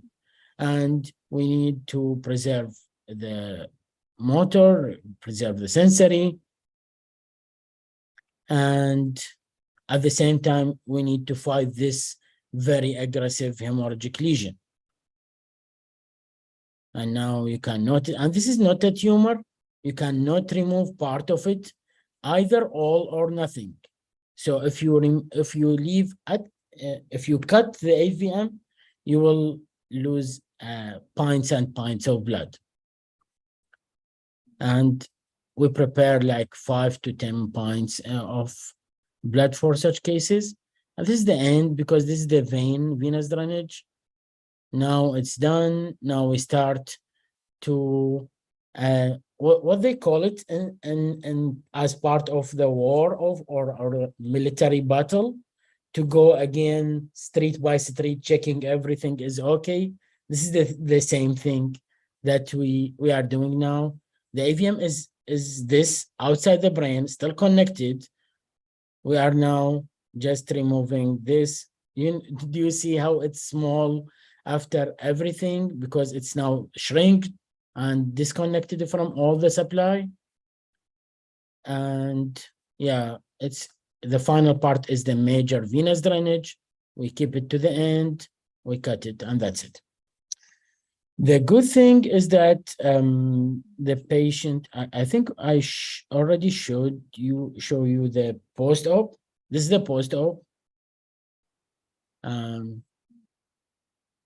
If you see this, the brain is good, no midline shift. This is the area of surgery. This is the surgical area, surgical area, surgical area. And we know the patient, she's doing very good. And now seizure-free after 1 year with seizure on and off, now seizure-free and has no deficit, healthy. She's doing very good. And that's the ugly side, the beauty side. The beauty side is that this is a congenital lesion. If you remove it, the patient back to normal.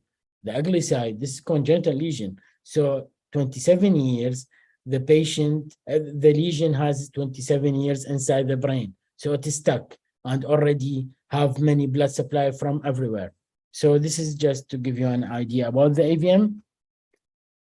And now I'm looking for the feedback from those assistant in AVM surgery, although it's difficult to assist in such surgery, but yeah, you definitely have a part of it.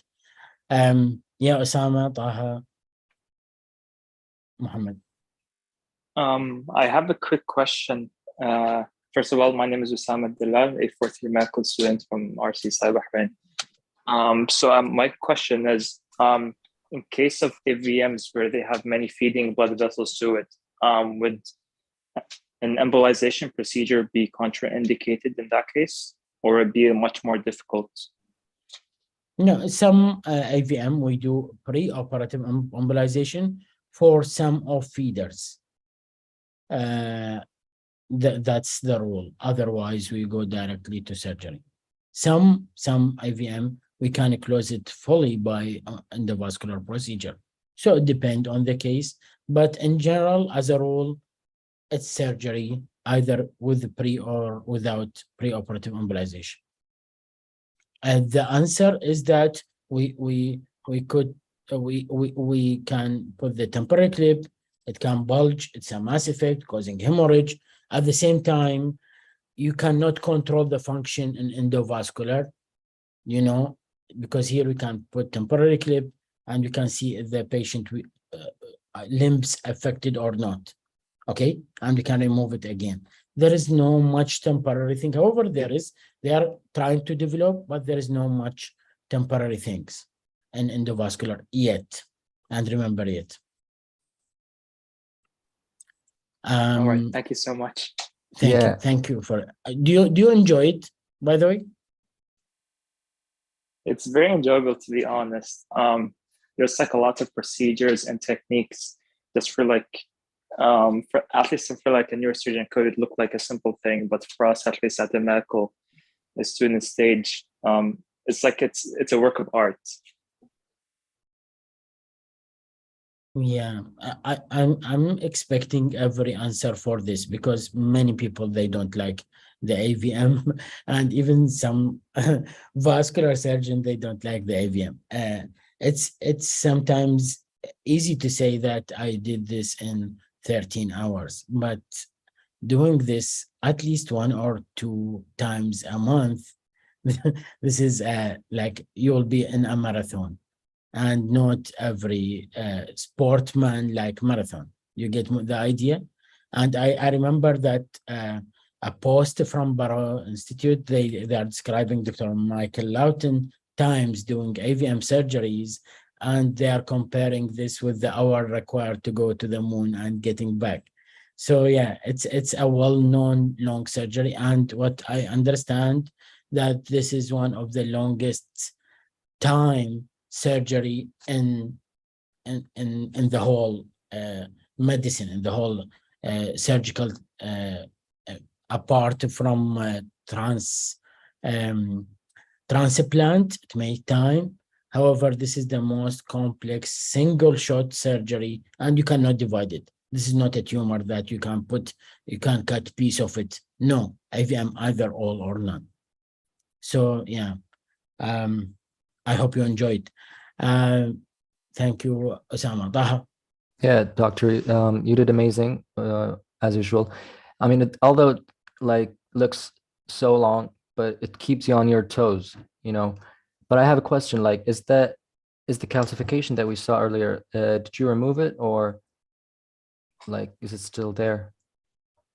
If it's on the lesion itself, it will be removed with the lesion. If it's on the cortex adjacent or on the vessel adjacent to the AVM, we will not remove it. So we are not searching for calcification. Oh, okay. Okay. Thanks.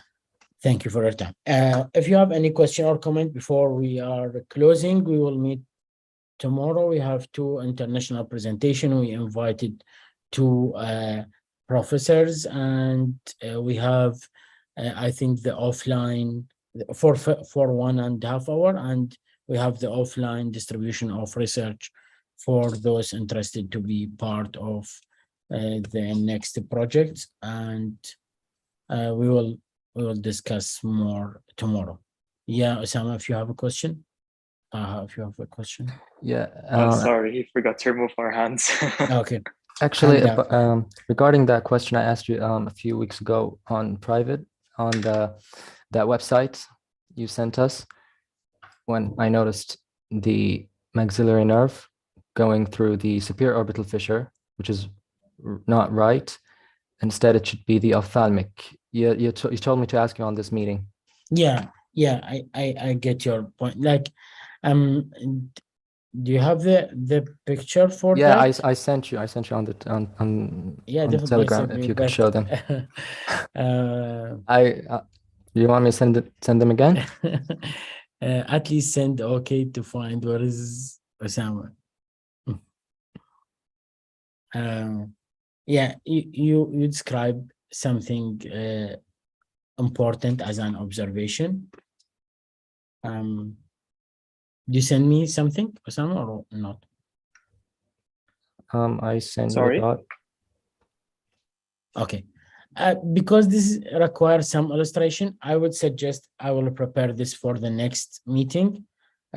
Just give me a reminder before, because I need to go through some images just to show you the idea.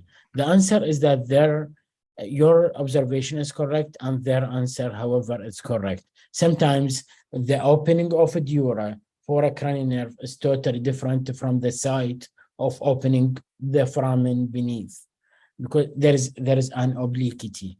So yeah, you can see the mandibular, the maxillary and the rotundum, sometimes just behind, just on the back. And I can show you this through pictures. So just give me a reminder for next presentation, because I want to explore on this. Okay, sure. Thank you. Thanks. Yeah, Tiba, do you have a question? Yes, Dr. Host. Oh, I don't have a question, but I'm wondering if we have time for a few of the commonly asked questions by the participants or not. One important only. Okay, well, a few were asking about the operative attendance or attendance surgeries, and they want to know if this will be available and when. Okay. Yeah, and there is an assessment at the end. It depends on some questions. We need to know that people understand what they are saying, or understand much of the experience what's the meaning of being a doctor. After that, we will start to schedule surgeries up to their wish. I mean, if they are local, if they are they can go to Baghdad. So the vascular team already connected, and we will be ready to involve you in some surgeries on a regular schedule starting from the next week. And we will send 4 or 6 for each surgery, like 3 times a week. So we can adapt much of the local in Baghdad. For other places around the world, it depends on the person. If they are interested to go to surgery and they don't have a connection with the local hospital or with the local surgeon or vascular surgeon, just give us a direction and we will send this for those want to attend surgeries. The idea is that we can do a simple direct collaboration with any people in any hospital around the world, especially if they are neurosurgeons. So let's say if Osama asks, I know he already know all the Bahrain center, but let's say if he asked to attend some surgeries from Bahrain, we can contact the involved people there directly, and this will be a nice thing to do as a recommendation that we have Osama that is just complete our course. We want to show him what's the real life of neurosurgery, or we want to show him this specific type of surgery, and we are thinking of you as the best mentor to do that. I think that will be very valuable in all directions. And yeah, I think we have a lot of friends to connect with. That's the answer in general. Okay, thank you, Dr. House. One little question is about presentation opportunities for new participants of the mentorship. So if you want to talk about that, that will be fine. Yeah, definitely. Yeah. I think with the research thing, I will conclude at the end with how many research we just get from questions and presentations here in this mentorship. It's very simple, very concise, and the idea for you as an answer, if you are interested in doing a presentation or in doing research or in doing both, and you have the real passion about at least nervous system, then it's the place that we can go to the next step.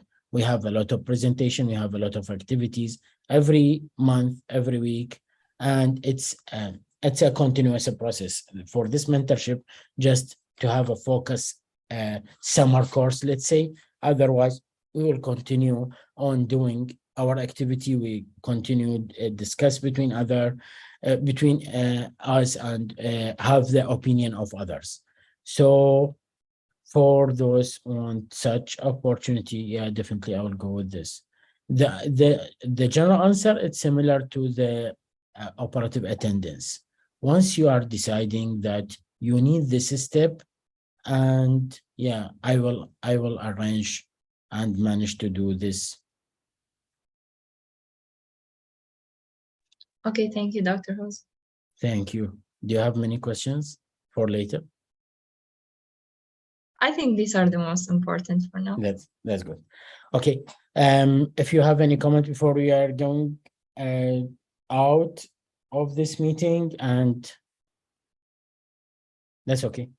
Before I'm waiting for more. And thank you for your time. I hope you enjoy.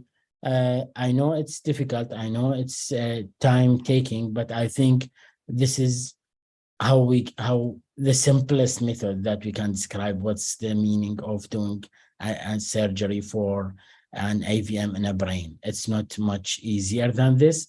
I would thank Jafar again for his nice presentation, just thoughtful, and yeah, thank you for your time. Thank you, John.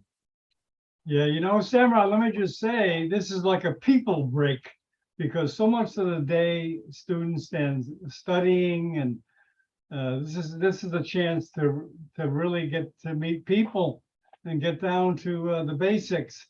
And you guys are really fulfilling the potential of the Zoom platform, which is interactivity. If we want to watch videos, we'd watch YouTube. So Zoom is for interaction, but you guys are doing that. So thanks a lot, and we'll see you tomorrow at the same time. Thank you. Thank you. See you tomorrow. Bye-bye. Thank you, John. Thank you, everybody. Bye-bye.